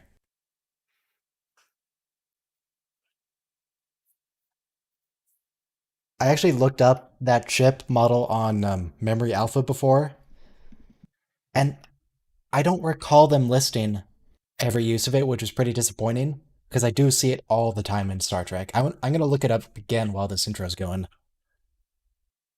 What was it called? Um, Star Trek Bajoran, I don't know, freighter. Will come up.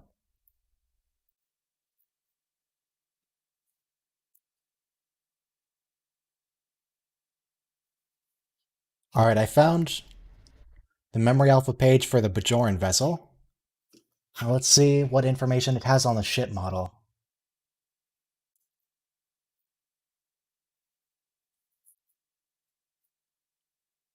It was a Cardassian at one point, in a Cardassian convoy.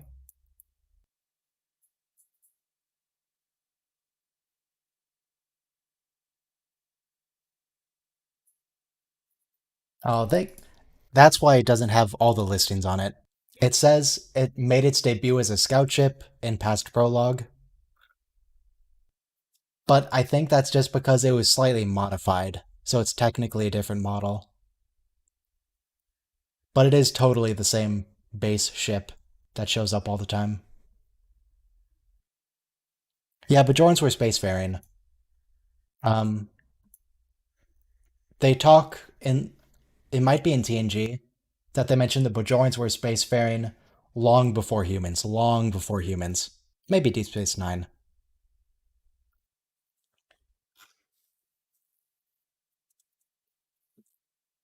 I th- they might have had more than solar ships, but they definitely had those at least.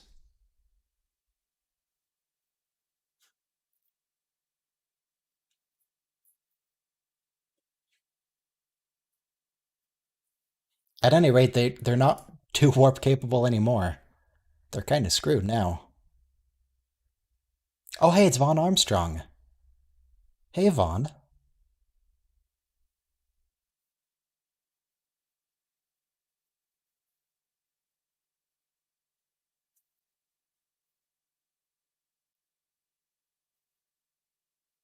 I've been rewatching Enterprise recently, and so I've been seeing him a lot as Admiral Forrest, and here he is.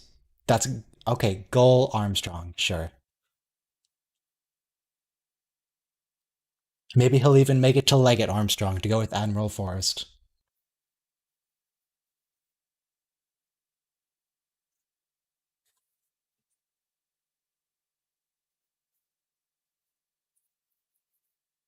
Goldenar. I'm not going to call him Goldenar. I'm just going to call him Vaughn. His name's Vaughn. It's like everyone that J.J. Hertzler plays is Martok.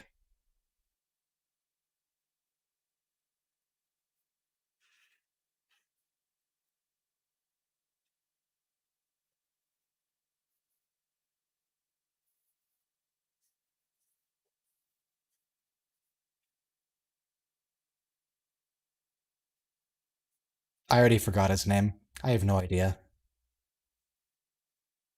He's a gull. That's all that matters.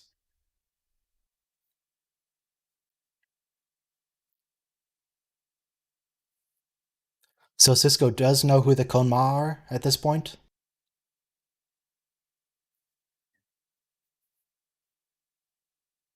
He apparently knows who they are based on his murdering Cardassians comment.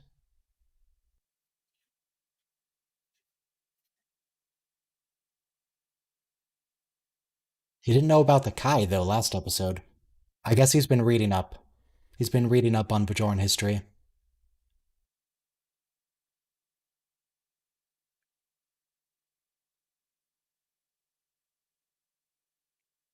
I wonder if that scar, that huge scar on his chest, is going to come up later.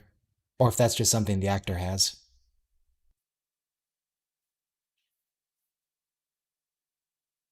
Or if that's just because he was injured in the show.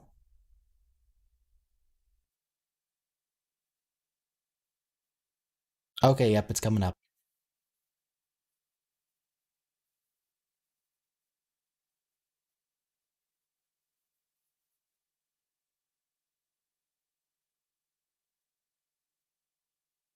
Is that. Wait. Is that blanket like crocheted? It has holes in it? Aren't people naked under that? Isn't the whole point to cover them? What? Why? Why? Sure, it's Bajoran. Don't worry about it.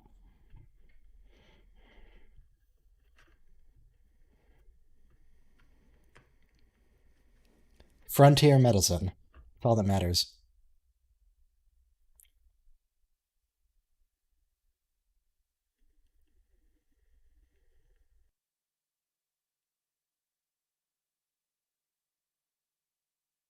What do you mean, why are they chasing him? Because he's Kon Ma, that's why.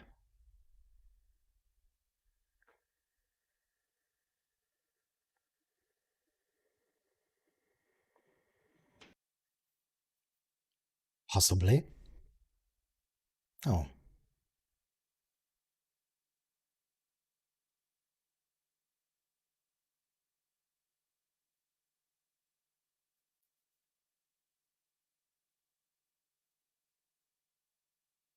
What's up with his right eye?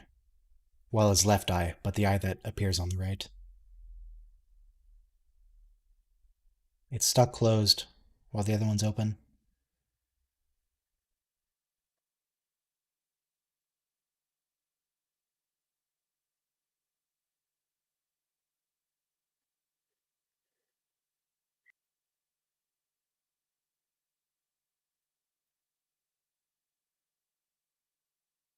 Oh man, that computer screen, that was a heck of a bezel.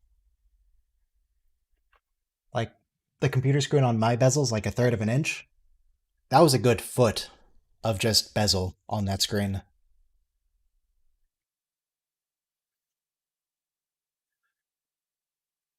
I it's Cardassian aesthetics, I assume.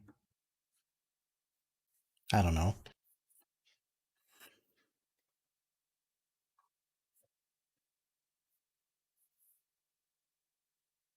I'm Roman. I was wondering what her name was. Seriously, look how much space is taken up by that monitor, where only a tiny bit of it is screen.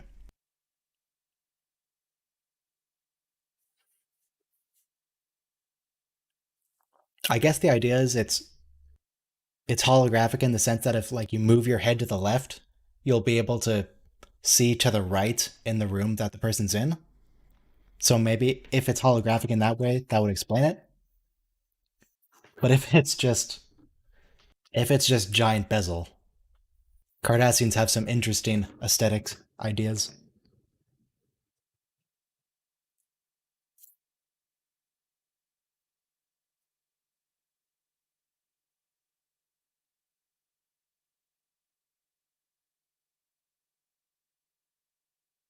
The Admiral's not the tattletale. Kira's the tattletale. She called her. And those pronouns were confusing in context. Kira called the Admiral. She did that thing like in one of the short treks for season 2, the Trouble with Tribbles one, Trouble with Edward. Oh, hey Vaughn, where Edward calls the admiral and says, "My captain's dumb."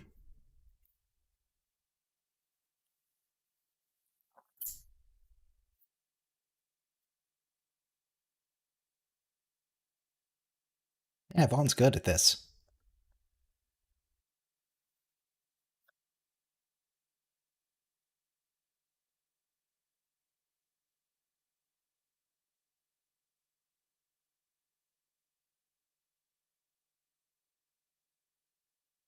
Dinar? Yeah, I'm gonna forget that in a minute. He's still Vaughn.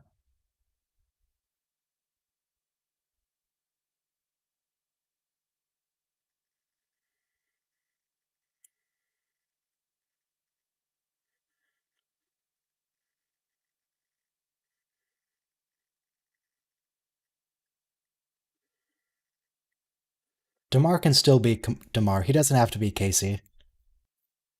But Dinar has to be. He can't be Dinar. It even sounds too similar to Damar. That just get confusing. Who would win in a fight, Dinar or Damar? That depends if it's pre pre-rebellion Damar or post-rebellion Damar. Well, not post-rebellion, because post-rebellion Damar is not going to put up much of a fight to anyone. But mid-rebellion Damar. Pre-rebellion Damar probably would lose.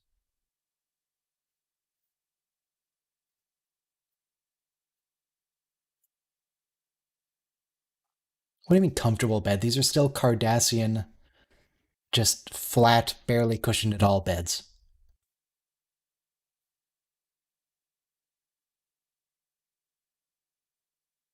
It's true, Dinar would not be able to kill post-rebellion Damar. He would never be able to do it.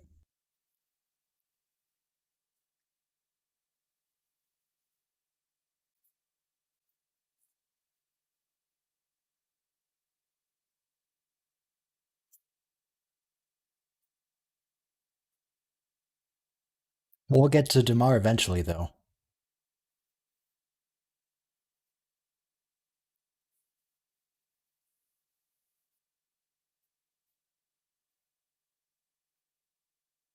I feel like he's gonna go racist with this. Is he trying to create an ethno-state? I feel like he's trying to create an ethno-state here.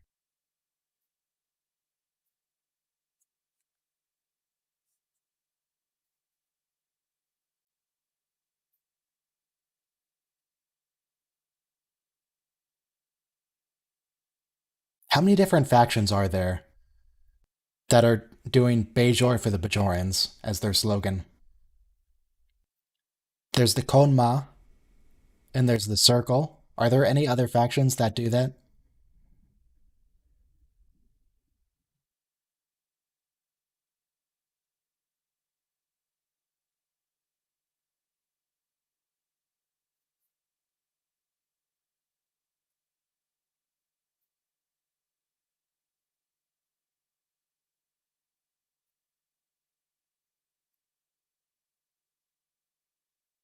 Very convincing, Tana. We believe you.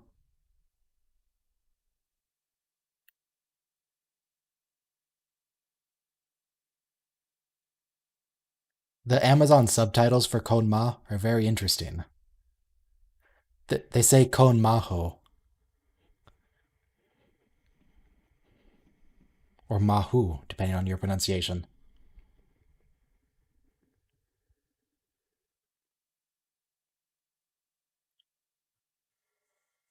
That is that how you're supposed to hold that gun? That doesn't look right. I don't think that's correct at all. I've never hold I've never held a Bajoran phaser, but that looks wrong.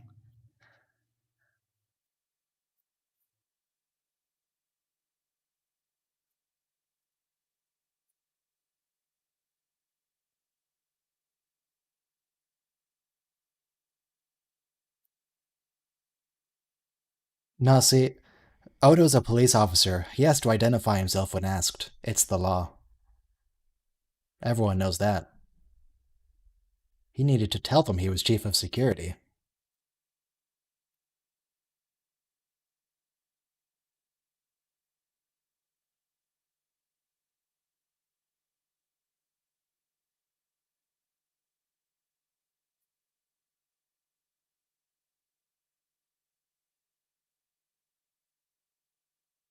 It's a pretty good official title, the one giving you the choice.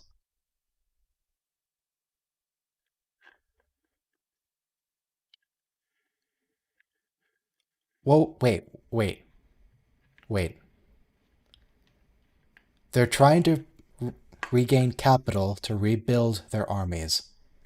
I assume by capital he's referring to ships, because if they're just talking about hiring soldiers, would that really make sense for a Klingon war? That doesn't seem to be a factor when you're getting Klingon soldiers.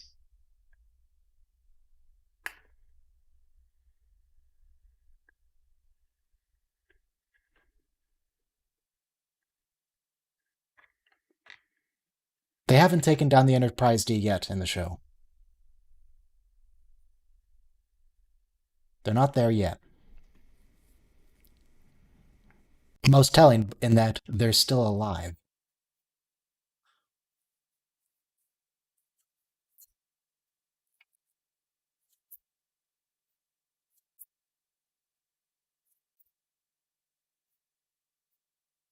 I guess they weren't successful in raising that much capital given that they ended up with a ship.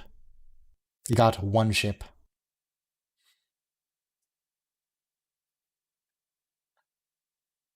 And it was an old style bird of prey, too.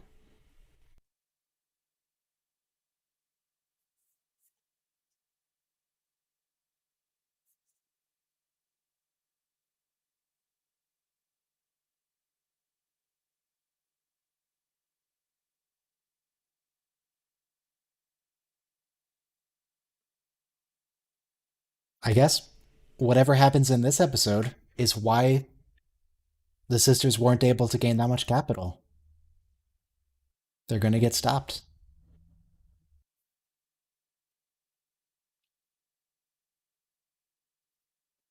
Garrick wouldn't kill everyone in this room. That's not his style, I don't think. If you guys are familiar with Knights of the Old Republic, I think he's much more of an HK-47. It's not about body count, about mass slaughter.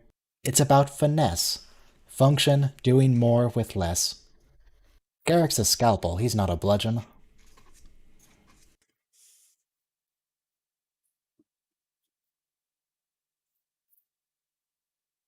He does really like bombs, though, so that would work if he did want to.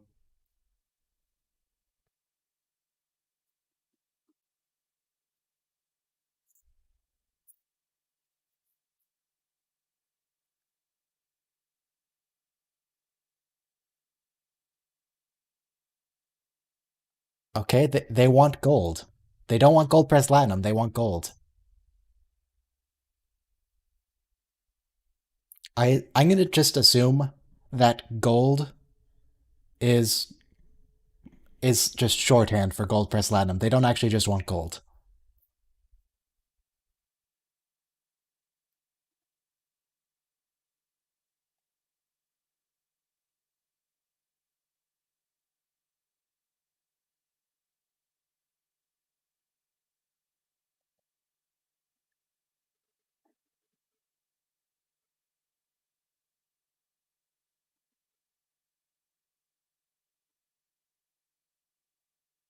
Oh really, Tonlos wants to bring more Kodma onto the station with him. No, that's totally for amnesty. He's not planning anything. Don't worry about it. Everything's fine.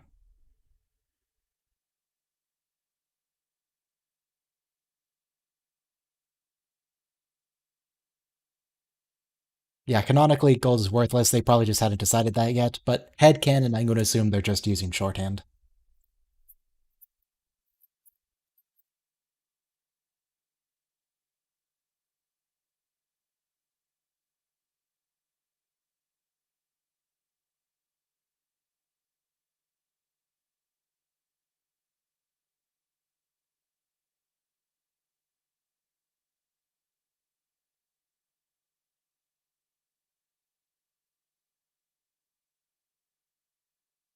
Are you gonna do anything about it, Cisco? Or are you just gonna hang around and see what happens?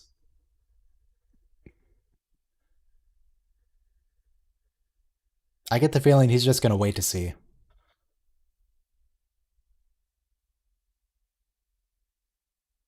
Yep.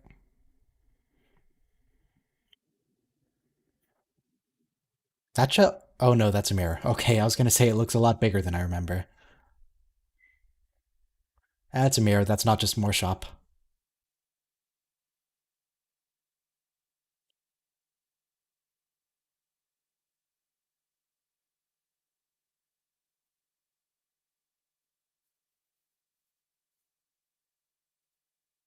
What? What was he doing with his hand there? Was that a threat?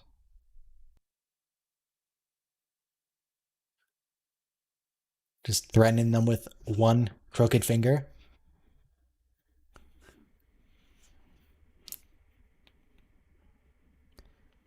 Just the important thing on this scene is just to watch out for the jazz hands. The jazz hands are important.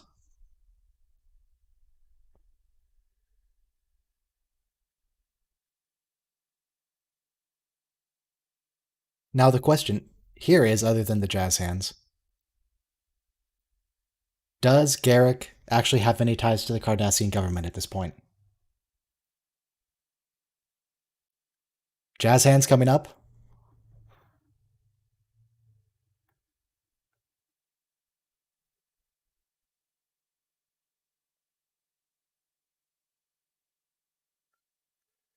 There it is. It's all about the haggling, Garrick.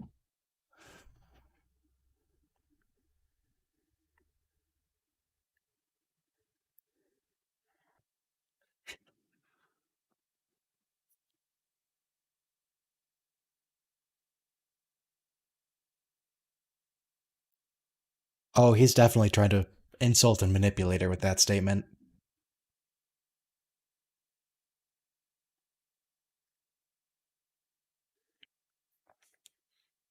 Oh, I just noticed Kira's hair is actually it's normal now. They already got rid of the poof. It's just yeah. That looks like what it's going to be for the rest of the series. They fixed that real quick.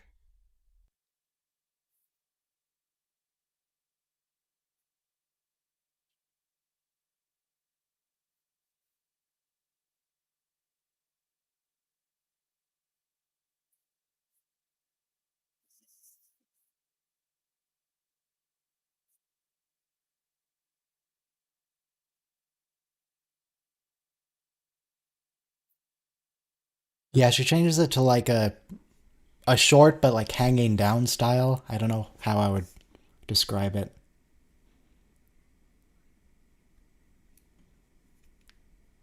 It's not it's not curled back. It's more I don't know. I ain't no barber. Go ask that bullying guy, Mr. Mott.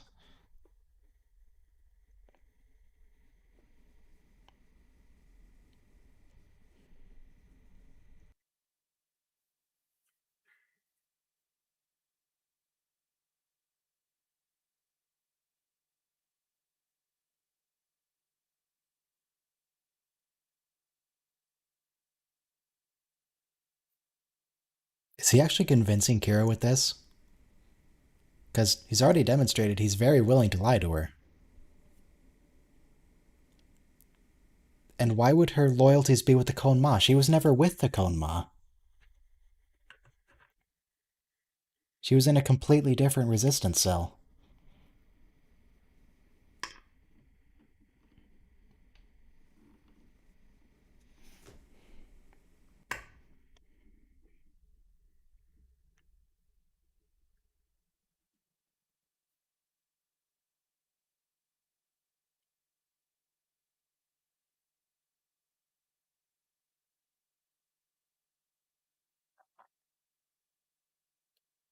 I'm not convinced that helping the Khon Ma would be beneficial to Bajor, though.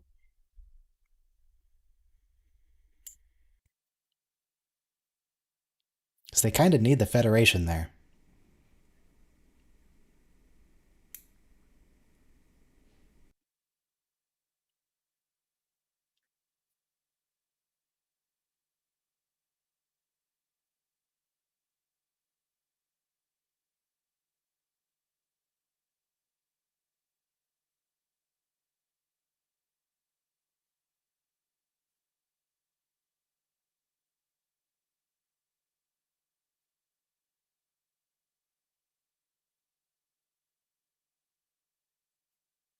They were real close together.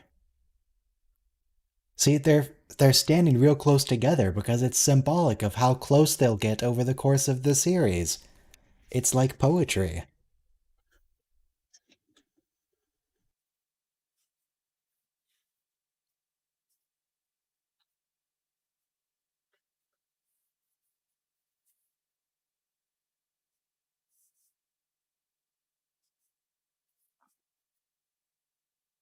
Was there a tree in the Replimat? That had to have been planted by the Federation, right? I don't think the Cardassians would have a tree there. It doesn't seem Cardassian style.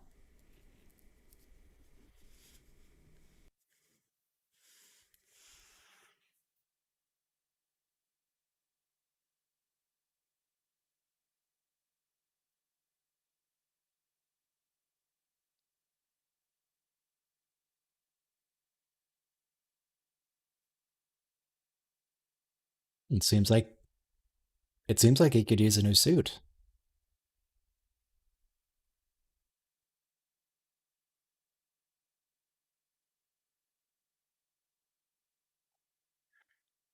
Yeah, I still don't know at this point. At this point in the show, is Garrick supposed to be working for the Cardassian government? I know he relays a message for them later and makes veiled threats on behalf of the Cardassian government. I don't know what his relationship is to them at this point in the show.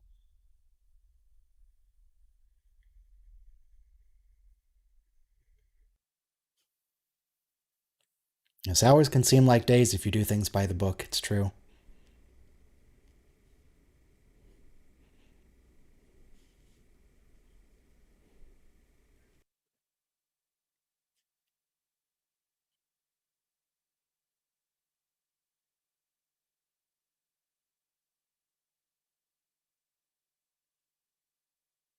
That makes sense. Just trying to play nice with the high command, with the central command, not high command. That's the Vulcans.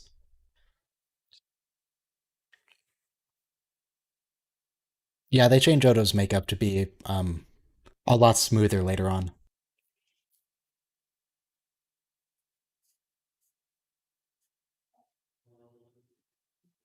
He gets very much smoother.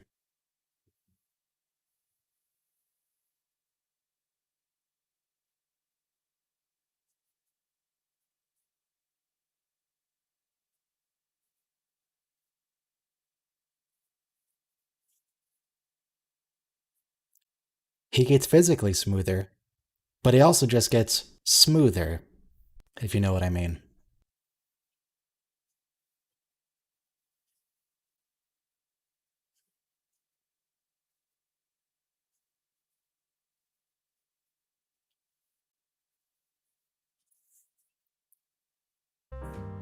He gets smoother. I just realized I'm not on full screen. That's important.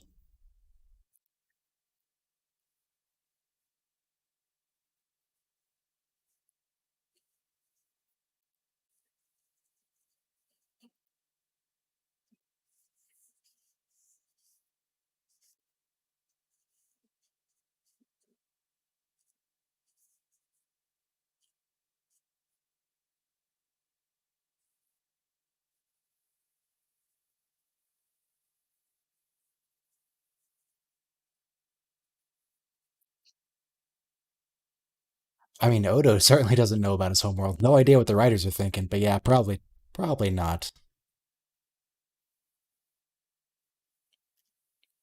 I think there's probably another shapeshifter in season one. There's that like little shapeshifting key thing. I think that might be in season one.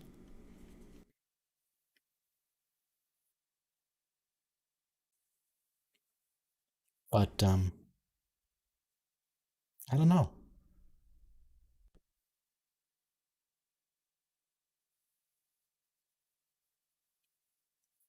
Yeah, I think that necklace is the thing that ends up being a key. I think. It's been a while.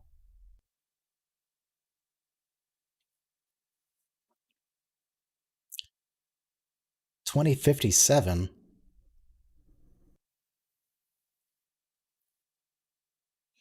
So we're just gonna hang out here for exactly 3 minutes because the Klingons show up at exactly on the hour.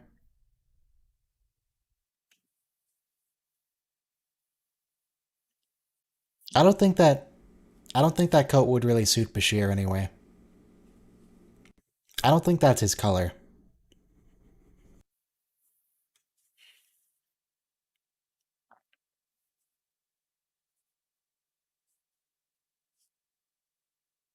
Yeah, they're tall.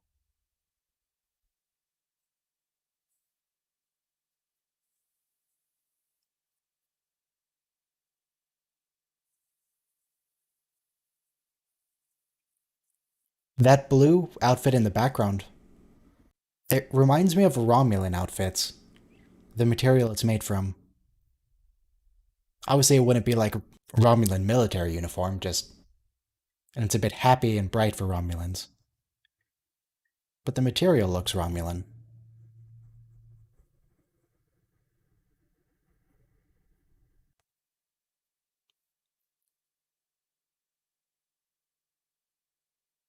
Hey, there's Quark's suit. Why does he have Quark's jacket?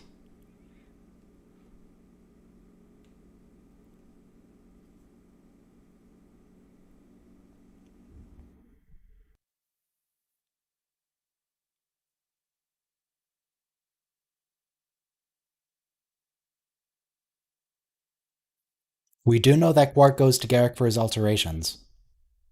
This is established later.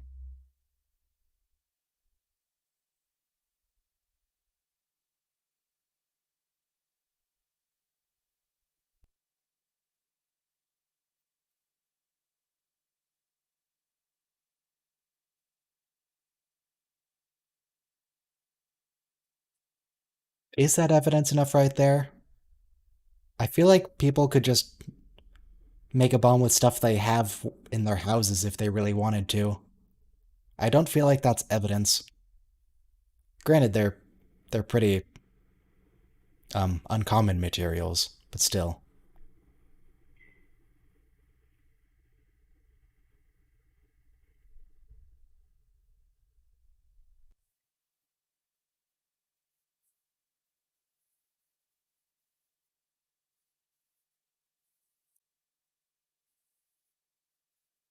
I mean, at the very least, you could just get a bunch of natural gas. I should probably shouldn't talk about making bombs with household materials. For the record, I do not know how to make a bomb with household materials, nor have I ever tried.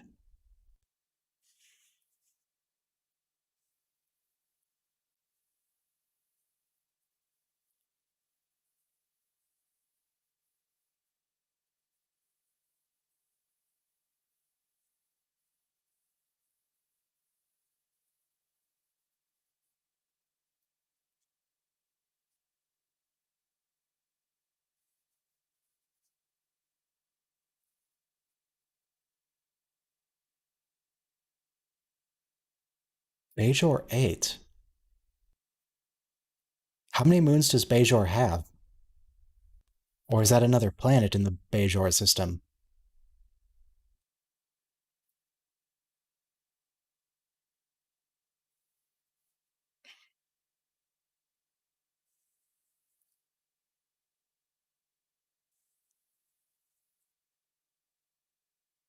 Oh, and there's three celestial bodies, maybe planets, maybe moons, just right next to each other. There's just a cluster of them.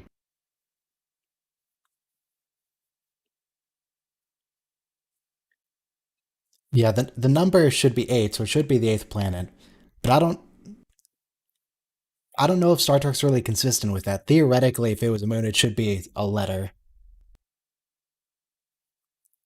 But given that Star Trek scripts just say tech where tech words happen, I'm not convinced that Bajor 8 follows the correct naming schemes.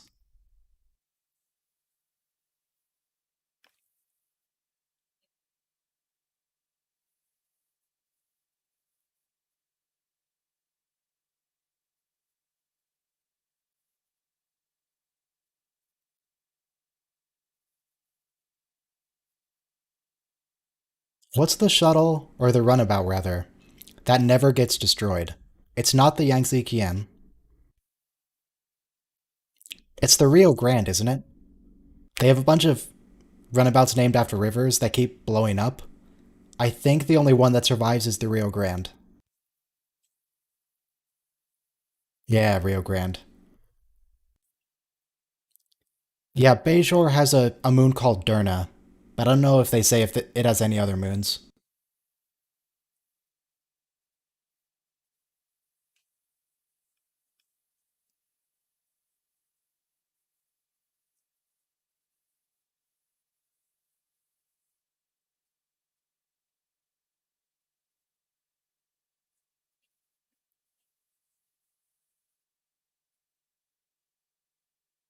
I don't think they ever rename it. I think it's just the same runabout.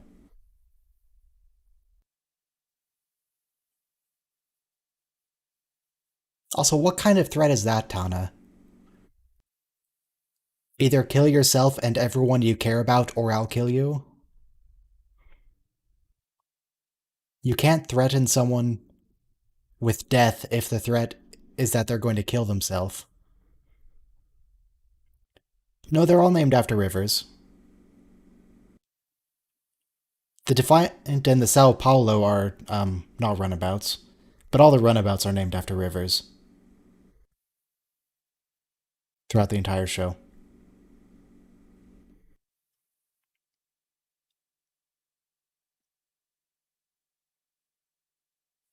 They even comment that it's a good thing Earth has so many rivers to name runabouts after, because they keep blowing up.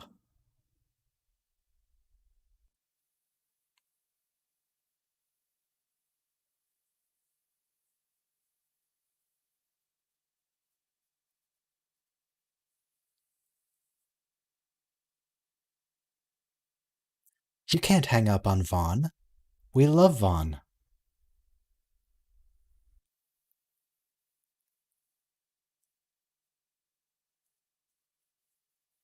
Vaughn is genuinely very good.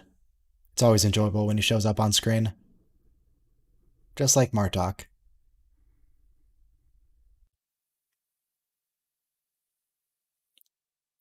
Hey, that's a fair criticism for Voyager where they keep getting shuttles. Deep Space Nine can definitely be resupplied. I mean, I still really like Voyager, but the shuttle thing's a bit odd.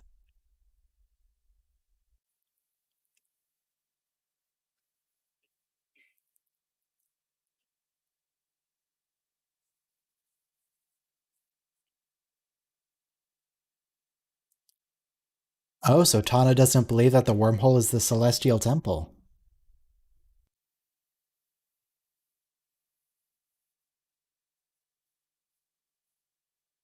If he thought that was the Celestial Temple, he wouldn't try and collapse it.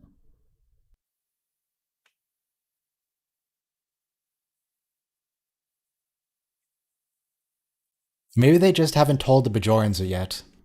It's not like they'd be able to see it from the planet.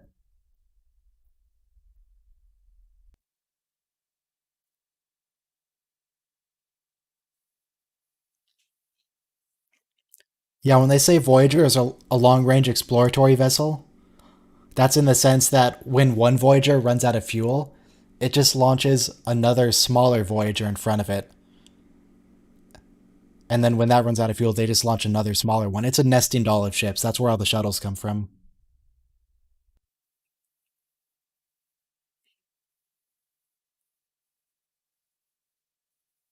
Oh yeah, that runabout does have a hat. I don't know what's up with it.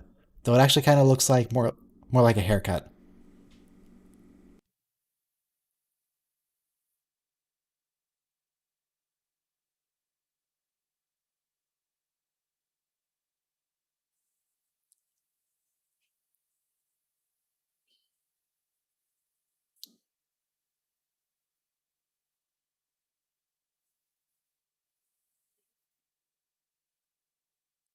Look, it might have an in-universe thing, where it's a torpedo launcher, extra sensors, maybe it's another phaser array.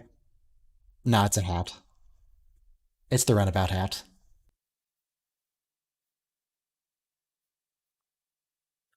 Wait, what is the angle? Look at the runabout out the window of the runabout they're in. The runabout they're in was in front of the runabout that was hijacked. The runabouts can only fire in front of them. What kind of angle was that for an intercept?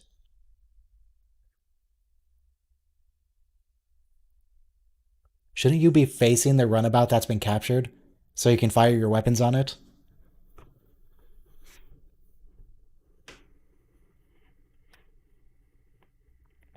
Or, well, the next episode, if they have any runabouts, we'll have to look out for runabouts with hats.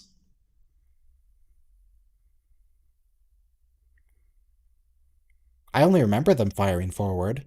I might be wrong, that's what I remember.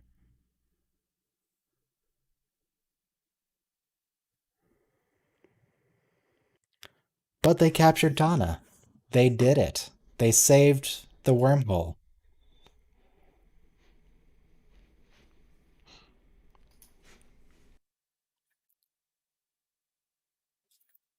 Costume designer Robert Blackman, visual effects Robert Legato, senior art supervisor Michael Akuda.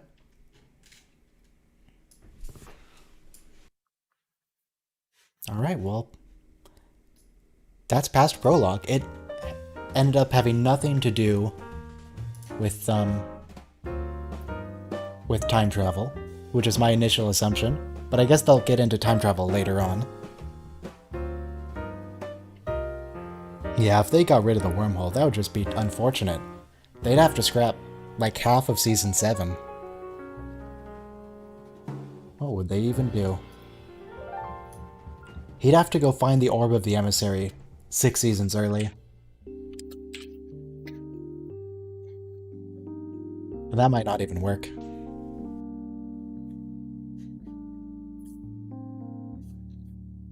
Anyway, the next episode's going to be A Man Alone. If I recall correctly, A Man Alone is the one where Odo is accused of a murder. Even though it... Well, we'll get to whether it makes sense or not, based on the context within the show. But, I think that's what happens. He gets accused of a murder. And then everyone's all racist about it. It's like, he's a shapeshifter, he's not one of us. He's an outsider. And then everyone wants to make the Bajoran ethno-states. Not just the Khon Ma. We'll be starting that in another 4 minutes. Another brief break here.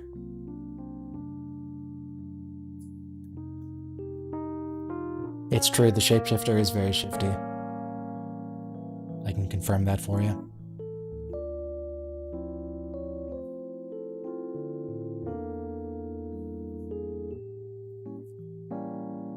Yeah, well, maybe they wanted to try and put this episode where he's suspicious early on specifically, so we didn't know him well enough to know that he wouldn't do that. Early enough that we suspect he might, in fact, be evil in some way. I mean, if he did end up being guilty, they'd probably have to get rid of him, and it'd be pretty weird to get rid of a main character. Eh, whatever. It works. It's still a good episode, I like it. I'm gonna be saying that a lot in season 1, aren't I? Overall, it's still a good episode, I still like it. But it keeps being true. Wonder what the trivia Amazon has for this episode. Apparently the word shifter is gonna be graffitied on a wall. That should be interesting.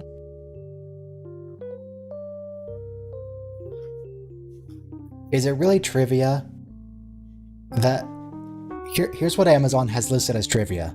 In this episode, Max Grodenchik has not yet adopted Rom's trademark voice or mannerisms. Is that trivia? I don't think that counts.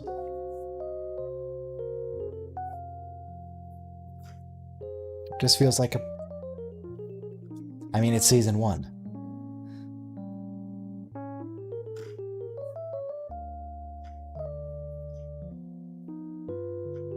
Molly O'Brien will be showing up, apparently. That's good.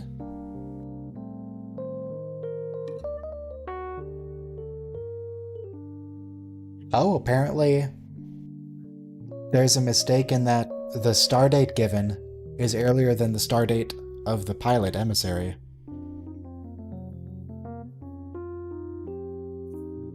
Oh yeah, we might be getting some Keiko here. Some Molly and Keiko.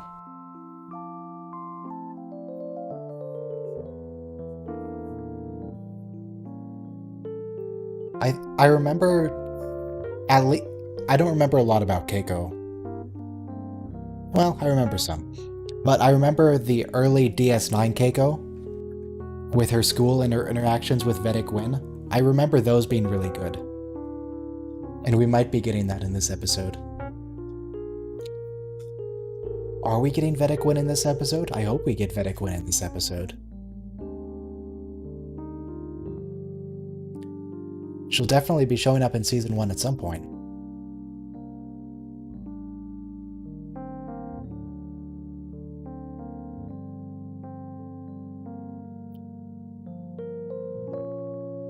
Vedic wins later. We're getting the school in this episode, but I guess the school's not closing because of the Vedic.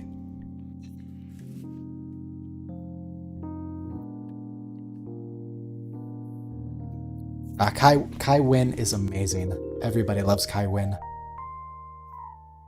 In a sense. And we're about to start. 5, 4, 3, 2, 1, play.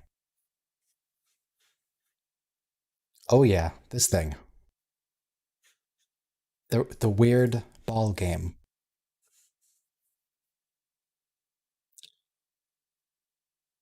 Interesting that they bothered with the refraction inside it though.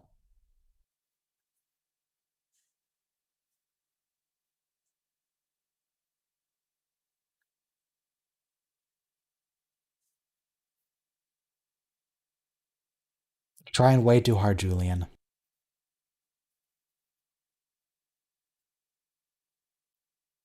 Trying way too hard. That just looks like soap or an oil slick.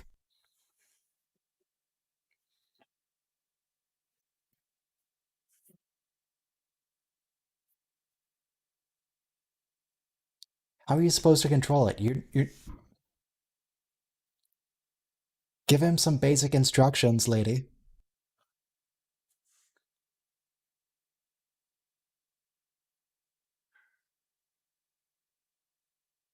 Okay, Jadzia, you're not helping here. Jadzia, if he's being a creeper, touching his head like that isn't going to help.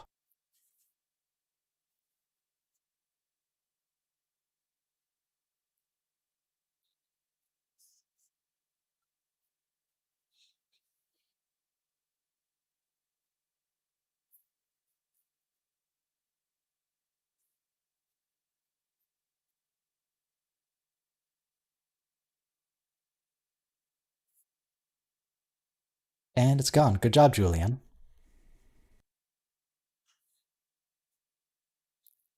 Your genetically enhanced mind isn't good enough for this.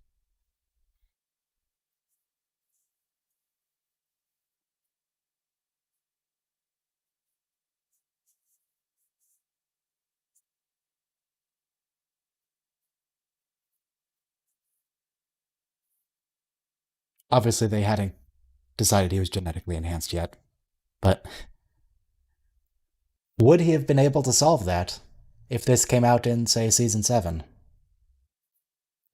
I accidentally hit skip. That's fine. Just keep going. I'll restart when the timestamp matches on mine. Yeah, don't hit skip like I did. That breaks things. Yeah, it is good that he actually keeps trying. He actually does try and solve it. It's not just while Jodzi is there, he's trying to impress her. I presumably he's going to try and impress her later with it after he's certain he can master it. It's just reflex to skip the intro, and I've seen it twice today. It's just reflex. I'll catch up again. I'm at 4:08 and the timestamp's at 3:08. I'll start again in another minute.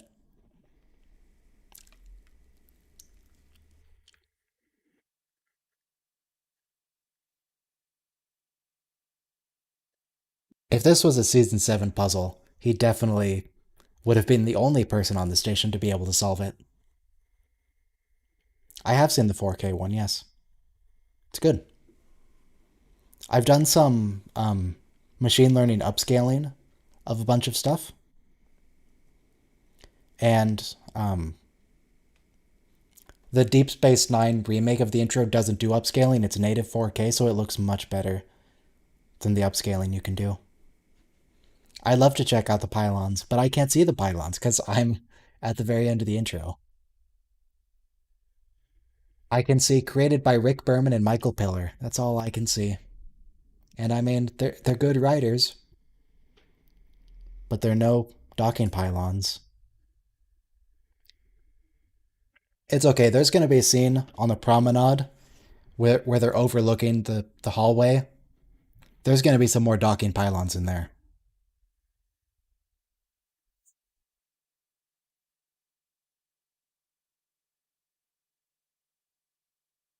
No, this isn't. Well, I mean, in your case, it wouldn't matter if it's AI upscaled because, I mean, you can't see it. It's true, there are no docking pylons. If Michael Piller was a docking pylon, the show would be much better.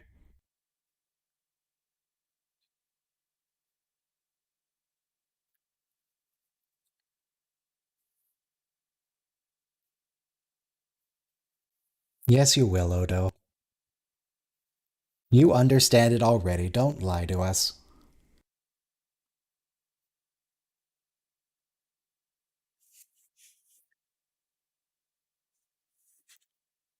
Who's she, Odo? Who's she in this example? How does Kira feel about Klingon opera, do you think?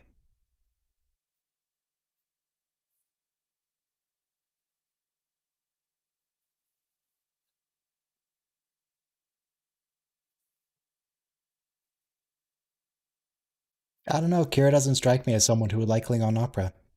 I don't think that's her style.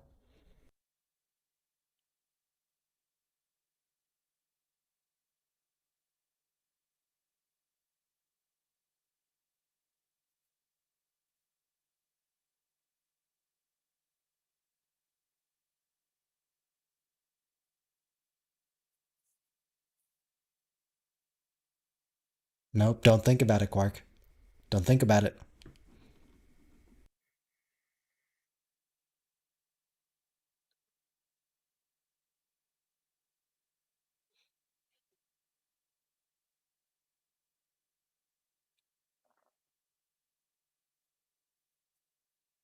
Female changeling isn't the only one we see. We see a bunch of changelings.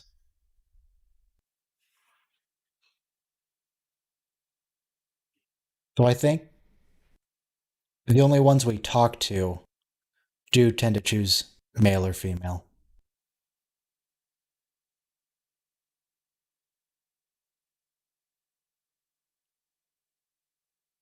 We see Loss in one of the later seasons, who's also Martok. We see a bunch of them on the shapeshifter planet. When they first go there, there's a bunch of them that take form when they meet Odo. There's the one that takes the appearance of O'Brien. There's the one who tries to start with the war with the Zenkathi, who takes over as the ambassador. We meet a bunch of changelings.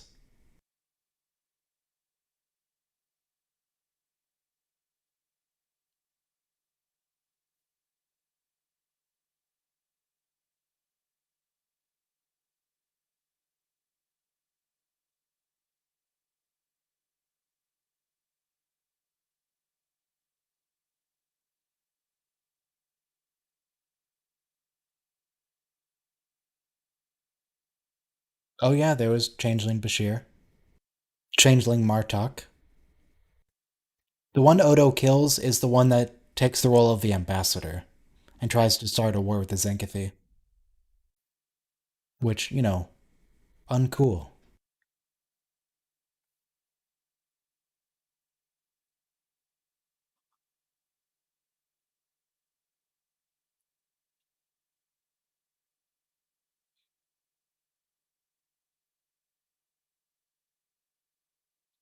I hope this isn't. No, I don't think this is the episode where everyone gets really angry with each other because of space magic. I think that's a different one.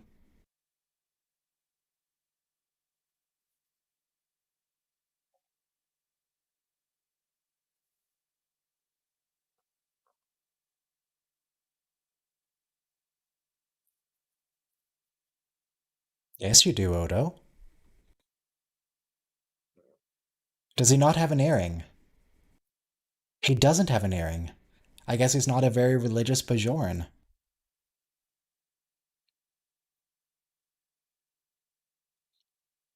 Yeah, that was a really weirdly aggressive move by Odo. Oh, we're gonna see some Dawkin pylons here along the railing.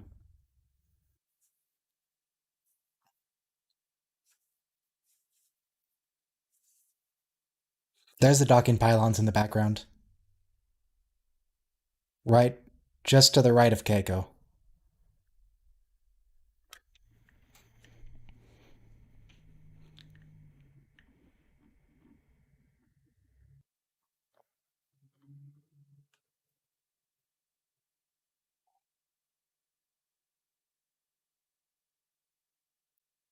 He's trying to help you to be useful, Keiko. He's trying.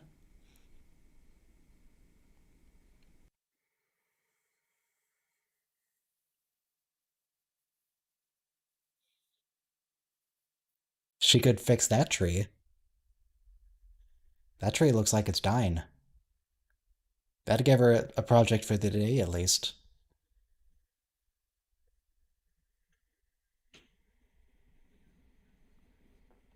Not the Dawkin pylons. We love the Dawkin pylons.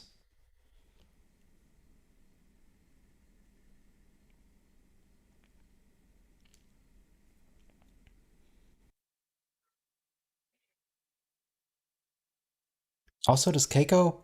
It's gonna come up later that she opens a school. Does she have any teaching credentials? Because she's a botanist, so she's qualified to teach botany for sure. But is she qualified to do other teaching? Or is there no one else willing to, no one else who's qualified?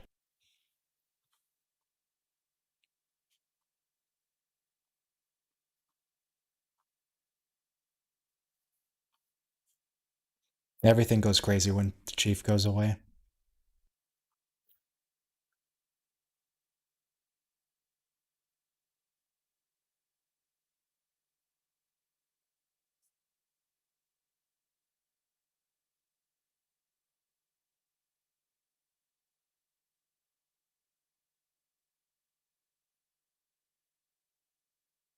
No, it's a good thing.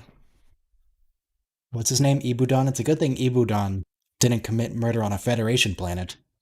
He might have had to spend a few years in beautiful New Zealand in a rehabilitation colony. No one wants to spend a few years in beautiful New Zealand.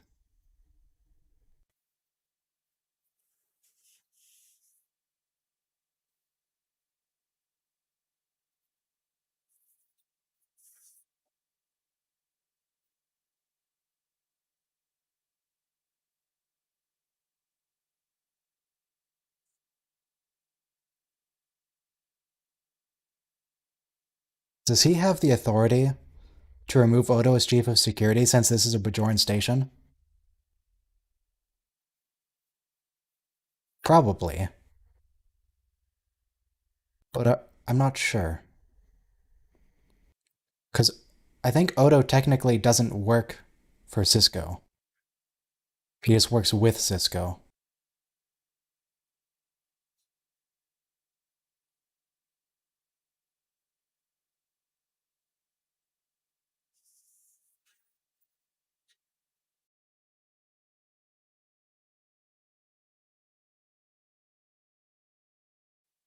Also, what's with those hands? They're kind of webbed, but not enough to be useful for swimming, which you would expect for webbed appendages, because they have holes all in them.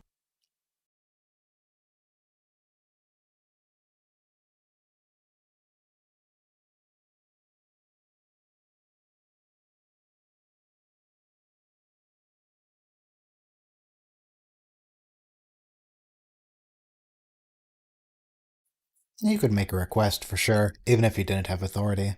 He probably has authority, but I mean, his request would certainly be granted later on, once the Bajorans take a liking to him.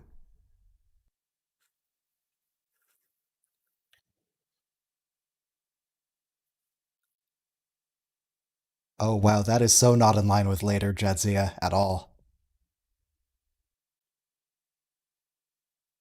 That is completely opposite of later Jadzia. Rise above base temptations? No, no, no. Jadzia is all about the base temptations. That's her whole thing.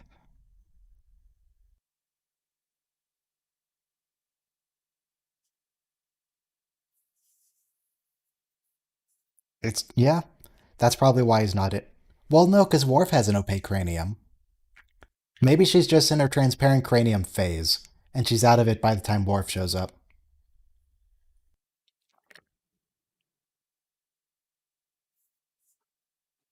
Just trying to get him to leave her alone.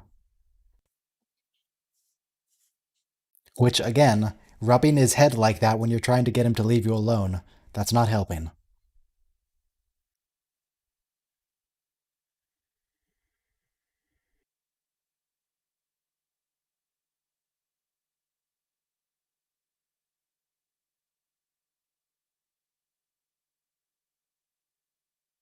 So are they totally unconcerned about that? I would think they'd want to go to sickbay. But I guess it's over, so they're fine. They're not going to worry about it anymore.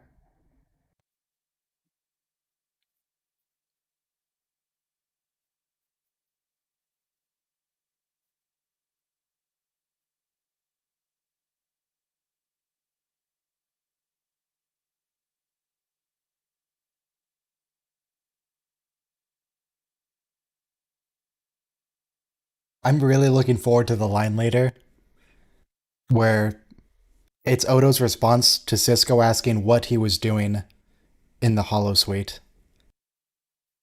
That's a great line that I don't want to spoil.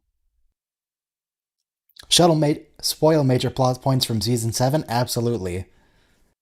Spoil a good line in the episode we're watching? No. Never.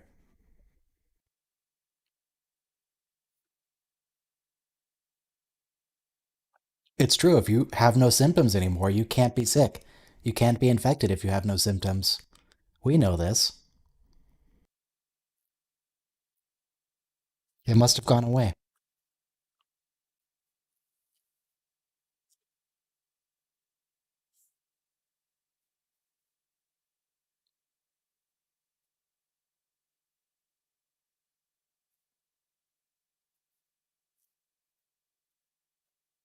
According to Amazon, it's the stardate they give for the murder that takes place before the pilot episode.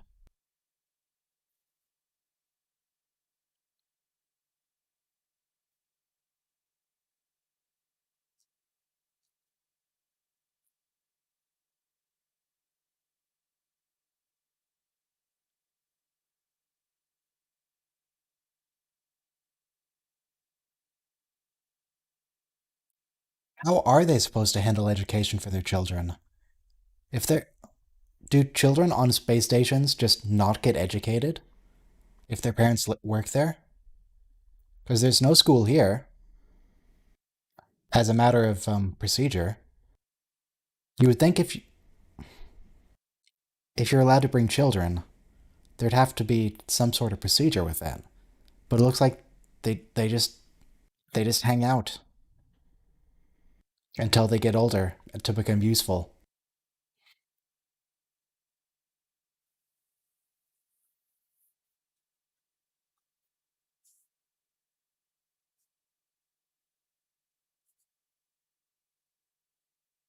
Could be doing online school.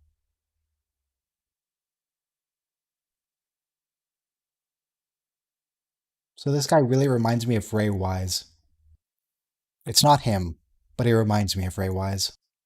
Oh hey, it's that triangular ship again. That same ship.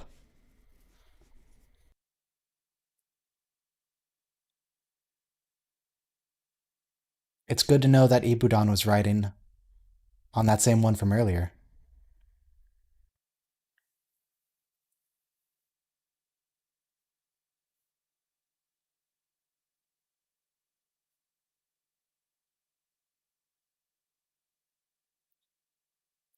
That same ship is going to keep showing up for different species. I'm going to point it out every time because I can't not see it when I see it.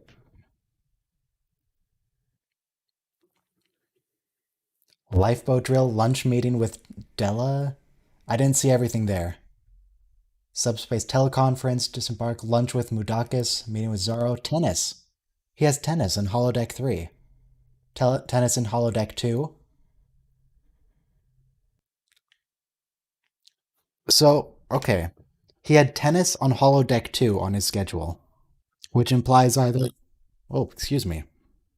Which implies either there's holodecks on that triangle ship, or he made a mistake in his typing. That's supposed to be a hollow suite and hollow suite 2.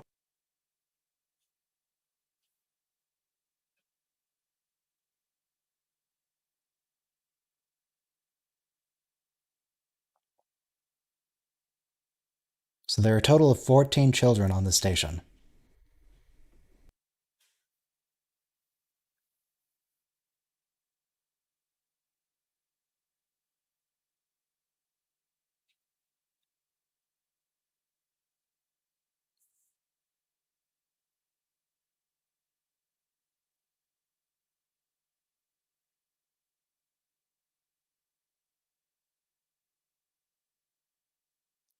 And presumably, the space would be the only issue, because they can just replicate everything else. It's a non issue.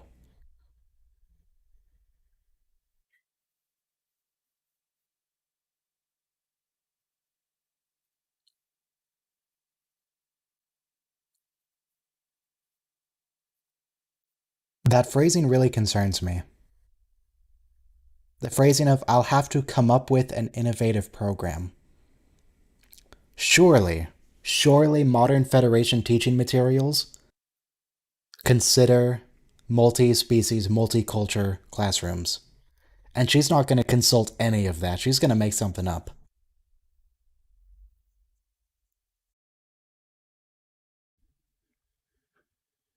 And apparently she succeeds.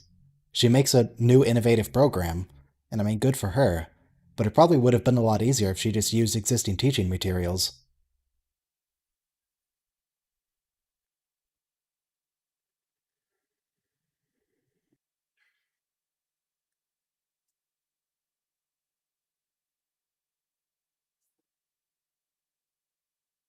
A shapeshifter. Very dramatic, Odo.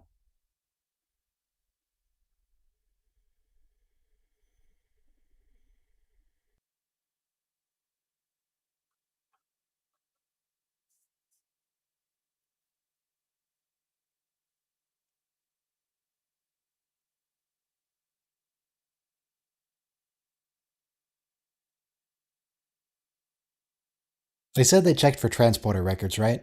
I didn't catch it.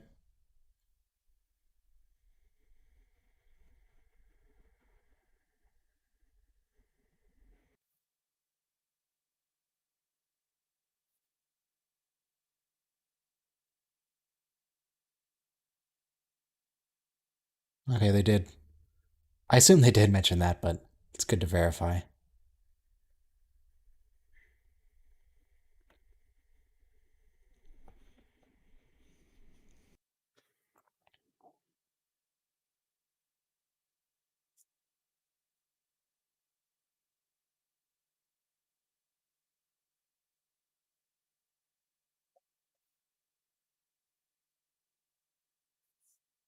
Federation Doctor, not Dr. Bashir. That Federation Doctor. He doesn't like him yet. He hasn't gotten there. I'll like him later.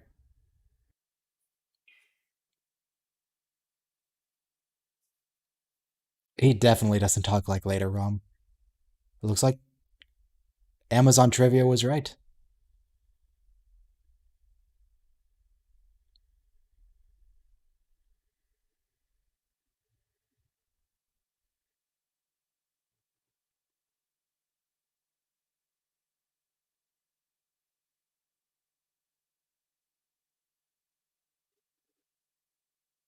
Yep, just a completely different character. Also, he's wearing the exact same outfit that Quark was. I assume that's a uniform. Yeah, because that other guy's wearing the same thing. That's just the generic Quark's bar uniform.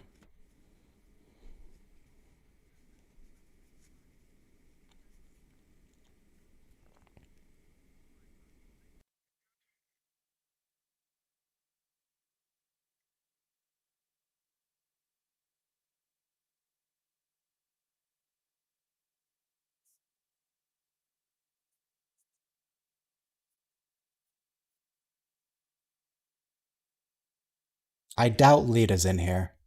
We probably don't have Lita yet.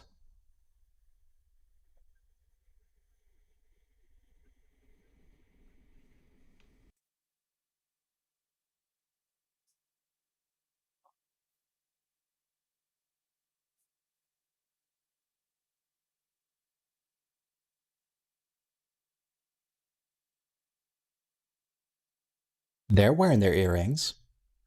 But what about Discount Ray Wise? Is he wearing an earring? If he could just turn his head a little bit.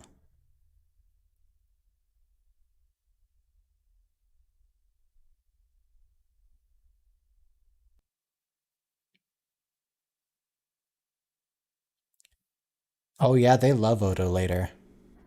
Call him a beacon of justice or something like that. Oh, that Bajoran was missing it.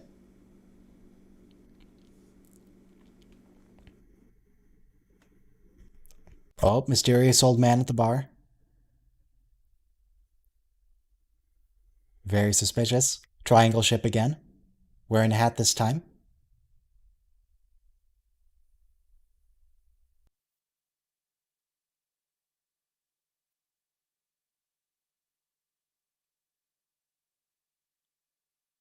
Nah, that old man has nothing to do with this. It's completely unrelated. That's right, it's the Vedic. It's the same one. It's just gonna be the same old man showing up again and again. Ibudan was the. Oh, sorry, not Ibudan. Random old man was the Vedic the whole time. 3 episodes of Deep Space Nine a week. 3 episodes of TNG, 3 episodes of Deep Space Nine.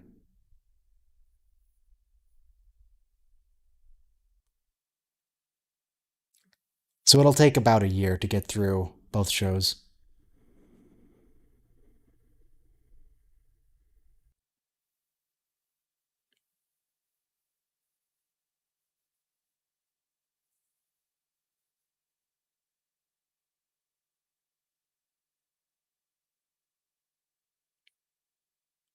Yeah, we'll do all, what is it, 180 episodes of Voyager, just all in a row. It'll be fine, I got time. Yeah, two-parters will count as one episode.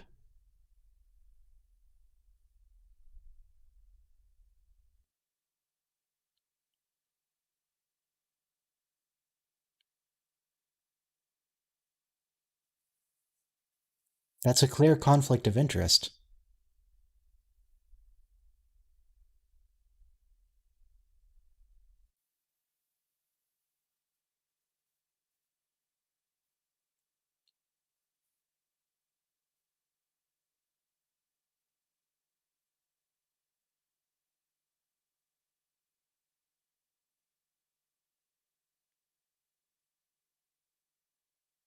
And Kira really is not looking at this objectively.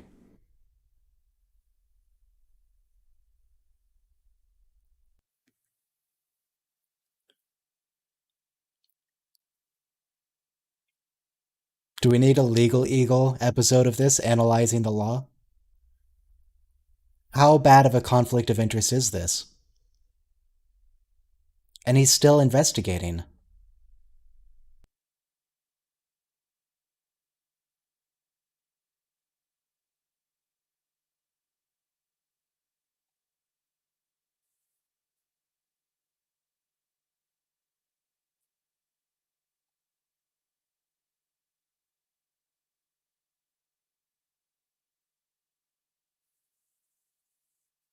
Do you think they reconfigured the computers to work with Lakars?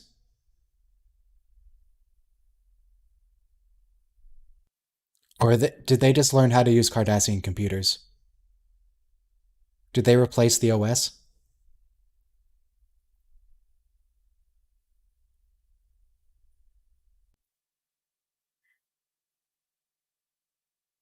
Elcars, Lakars, I don't know.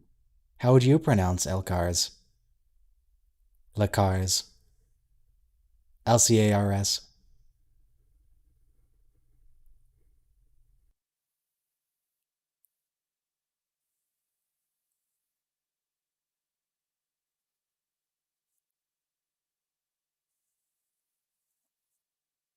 They do talk about O'Brien getting it to work together.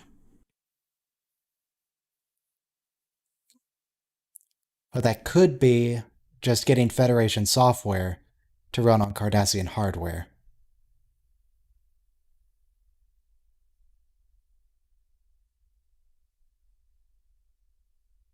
He definitely does some things to the computer, out of necessity. Alright, it appears everyone here says Elcars, so I'm gonna go ahead and keep saying Lakars to mess with you. To just be annoying. For all the times Lakars comes up in this show, when they don't even use Lakar interfaces.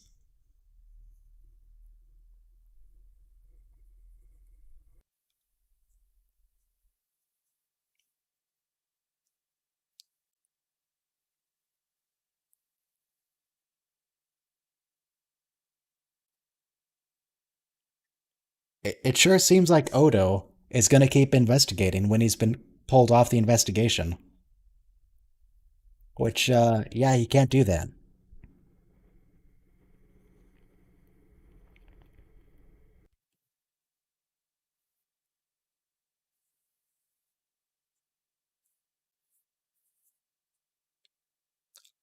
In here, there should be graffiti saying shifter. Is that it there? Yeah, it says shifter on the wall. It's just hard to read because they pan backwards. There you get the whole thing.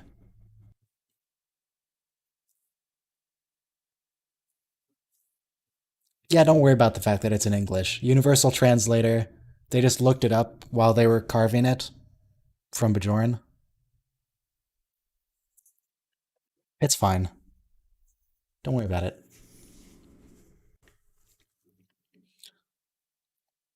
And don't worry about the fact that there's no cameras in the security office.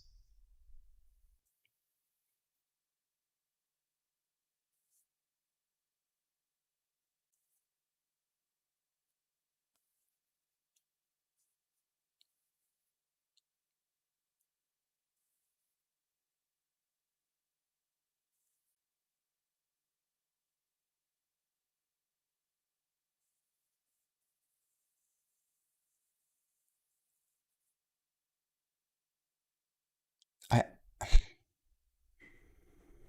Odo's or not Odo. Clark is a criminal mastermind apparently, but he just runs a bar, and he's apparently not even doing that great with the bar. Where's his latinum?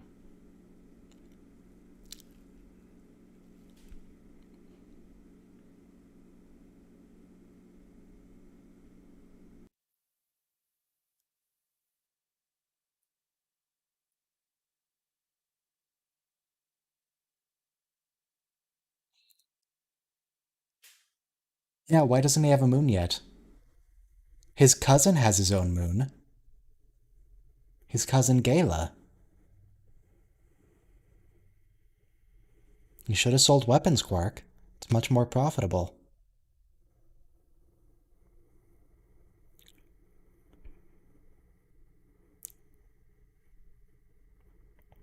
But apparently he has a whole organization, a criminal organization, that makes no profits.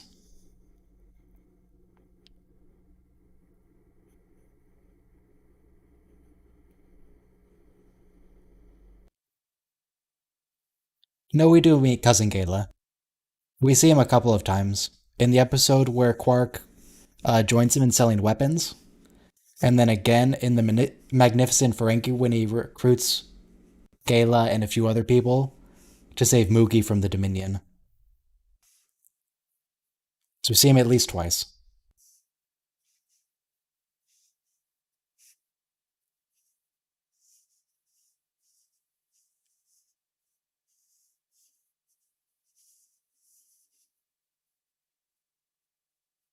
How do you not know, Ben?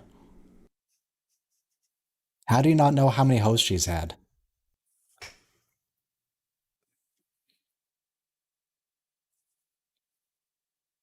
I think the name of the weapons episode is Business as Usual.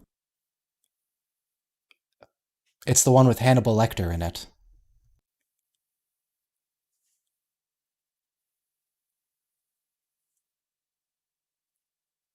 It's not actually Hannibal Lecter, he just reminds me heavily of him. Of, I don't even know the actual actor's name. You know who I'm talking about when I say Hannibal, though. Guy who talks to Clarice.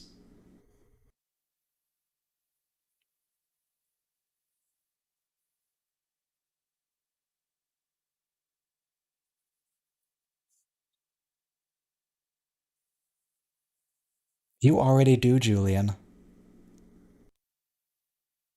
Anthony Hopkins, that's his name. Yeah, the guy in Business as Usual gives off strong Anthony Hopkins vibes.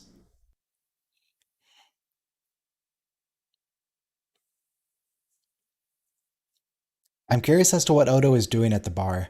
I assume he's trying to snoop on people and do some investigating because he doesn't drink. Because he's a shapeshifter.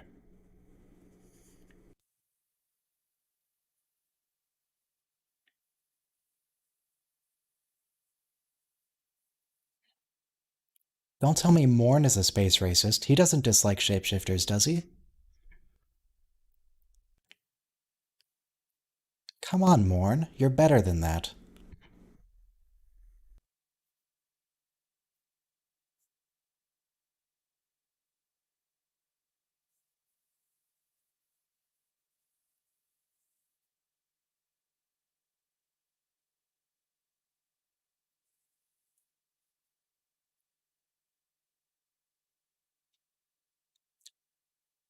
Did O'Brien do that bow himself?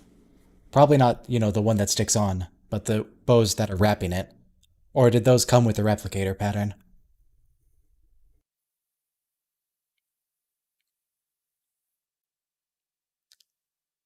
I mean, Odo loves to snoop on people in the bar, but he's not supposed to be on the investigation anymore. What's he investigating? Maybe he's looking for something else to convict people of to get his mind off the current investigation.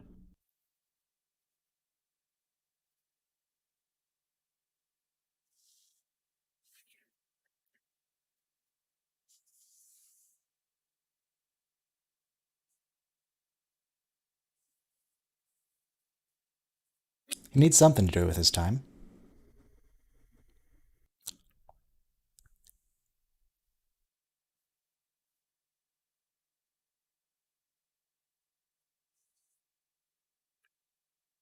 So, Odo's supposed to have a Bajoran. Oh no, Morn's there. Morn? What are you doing, Morn? I'm so disappointed in Morn right now. But anyway, Odo has a Bajoran security force, at least later on. Does he have one now? And if so, is his Bajoran security force just declining to help? Nope, there they are. They're helping. They're good. I was worried they might also be space racist against their chief of security.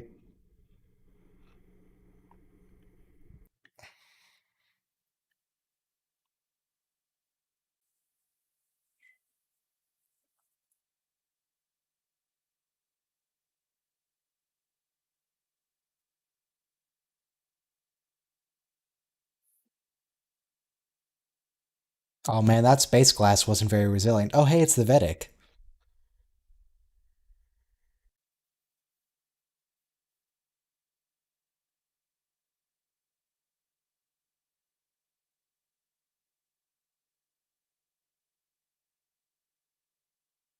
My god. He's so excited.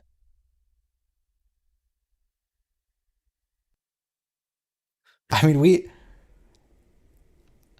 the glass on my windows could probably withstand that throw. It's not. He didn't even throw it very hard. It was a gentle toss.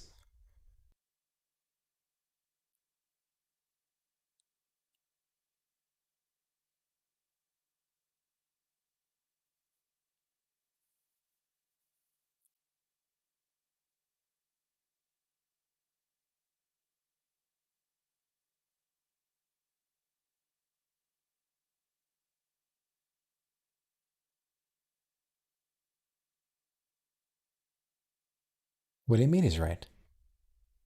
Oh, you're gonna be creepy about it. That's what you're going for. Okay. Well, that's why he's discount ray wise.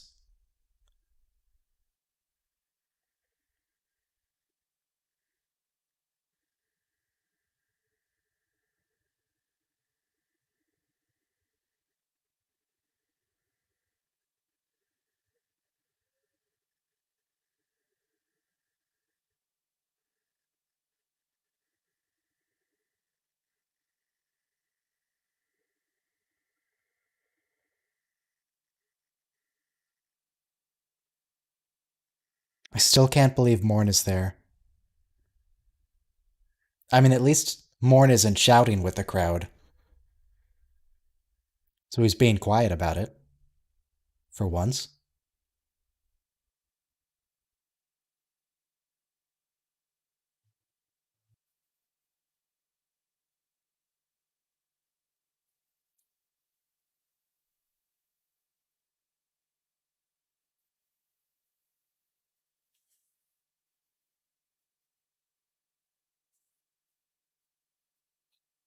There are also windows up there, and based on how weak Odo's space class was, I'm not confident in the space class of the windows, so Cisco really should not be shooting his phaser upward. He wasn't even aiming. That looks disturbingly like Palpatine, actually. Why does that look like end of episode 3 Palpatine?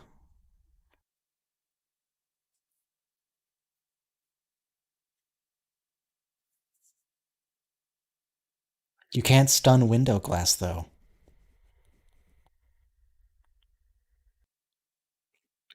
The glass broke from a light toss.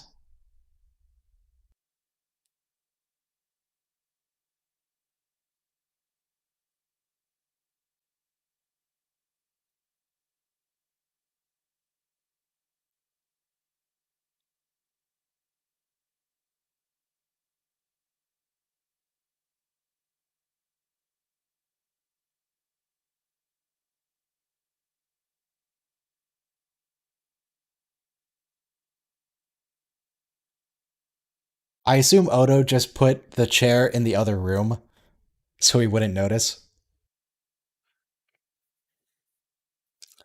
Which, I mean, begs the question of why Odo couldn't have just stepped from behind the doorway to the other room.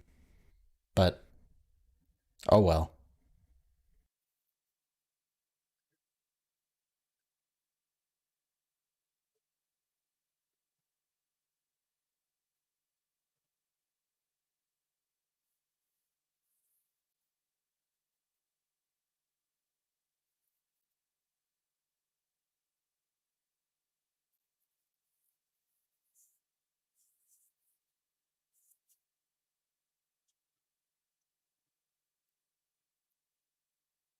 How did he even know that was a mask, Odo?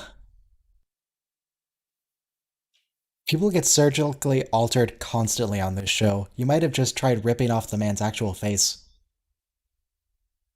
That was that was actually a Scooby-Doo reveal.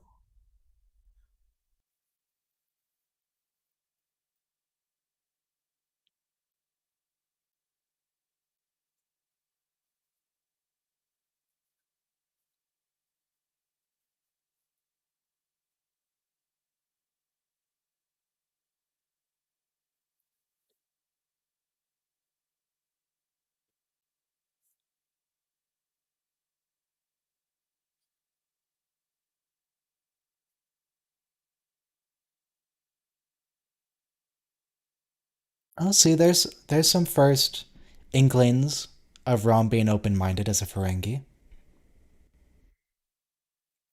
He's not completely different, season one.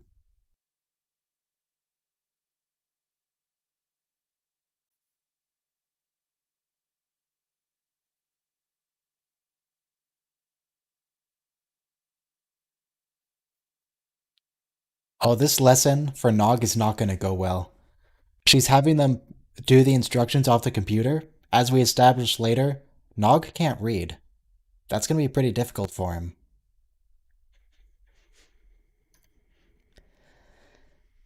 But overall, I think that was a good episode. Um, the Scooby Doo mask was a bit, um, that was a bit much, but it was good. So yeah, how's that lesson going to work with Nog? That's going to be tricky. Is he going to admit right away that he can't read? Probably not. I would imagine Nog's going to pretend that he can read and go along with the lesson out of embarrassment. Because if he hadn't done that, then Keiko would be teaching him to read, not Jake.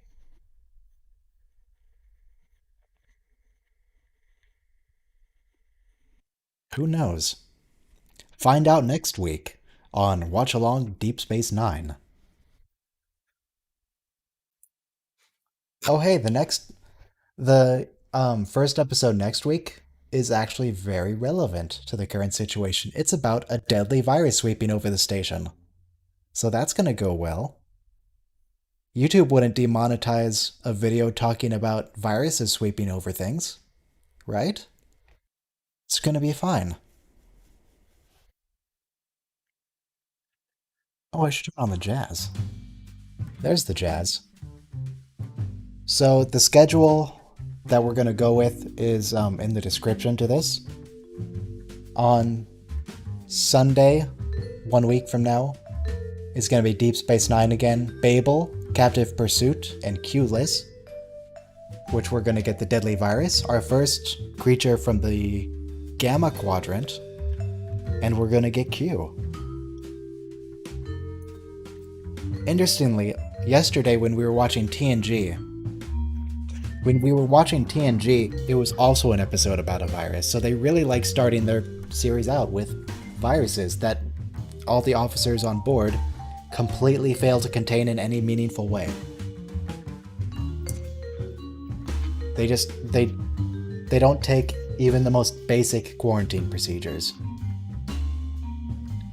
But other than that, on Saturday is going to be the last outpost on TNG, where No Man Has Gone Before and Lonely Among Us. That will be this coming Saturday, in 6 days. Schedule again is in the description for TNG. It'll come out at 10 a.m. Pacific. Well, come out. It'll go live at that time. 1 p.m. Eastern. What is that in GMT? 5 p.m. GMT.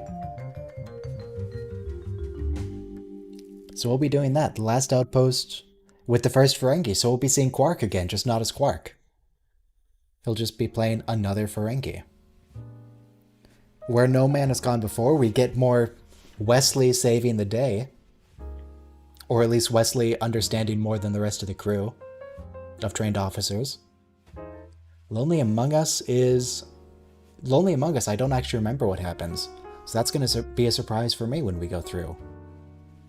But the important thing is, oh no. It's not next week. That's okay. The important thing is the Wesley episode.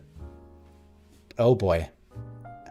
In 2 weeks, apparently, is Justice, the episode Justice coming up, where Wesley gets sentenced to death. And it's the deeply uncomfortable Gene Roddenberry pleasure planet, let's say. Just no. Oh, is Lonely Among Us the one where they have that lightning effect affecting everyone on the bridge? And Riker calmly stands still and says, "Red alert," while everyone is being lightninged to death? Because that's some solid editing and some solid acting. Yeah, that's a good scene. But it's not... But Justice is the one I'm more concerned about, because that one... Oh boy. Gene Roddenberry, look, Star Trek, the universe that was created by Gene, it's great. We all love Star Trek, that's why we're here. But if Gene Roddenberry could just lay off the weird sex planets, that would be ideal. If he could just stop writing that. Just do something else. It doesn't all need to be... Every planet doesn't need to be Ryza. Oh boy, that's 2 weeks from now. And then we're gonna get another Ferengi.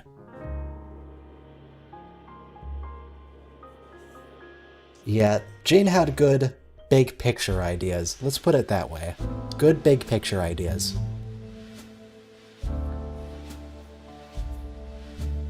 Anyway, that's it for this time. This live stream will probably be processing for quite a while. I mean, if you've been here since the beginning, you shouldn't really care, because I doubt you'd go and watch it again. Oh, there's a bunch of those planets like Ryza, and they're all from Gene Roddenberry, and they're all weird.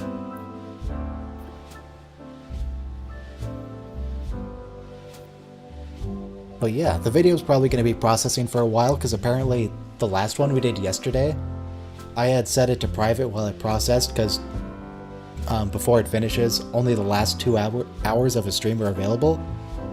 And so later on it said the full thing's available, 3 hours something minutes. And then I checked it later, and only the last 2 hours was available again. So I don't know what's up with YouTube's processing, doesn't make a lick of sense. So we'll see how long this takes to process.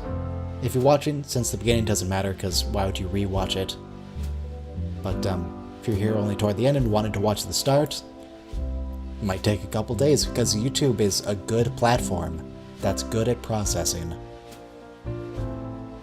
But in any case, once again, schedule in the description, TMG on Saturday, Deep Space Nine again on Sunday. And that is all for today.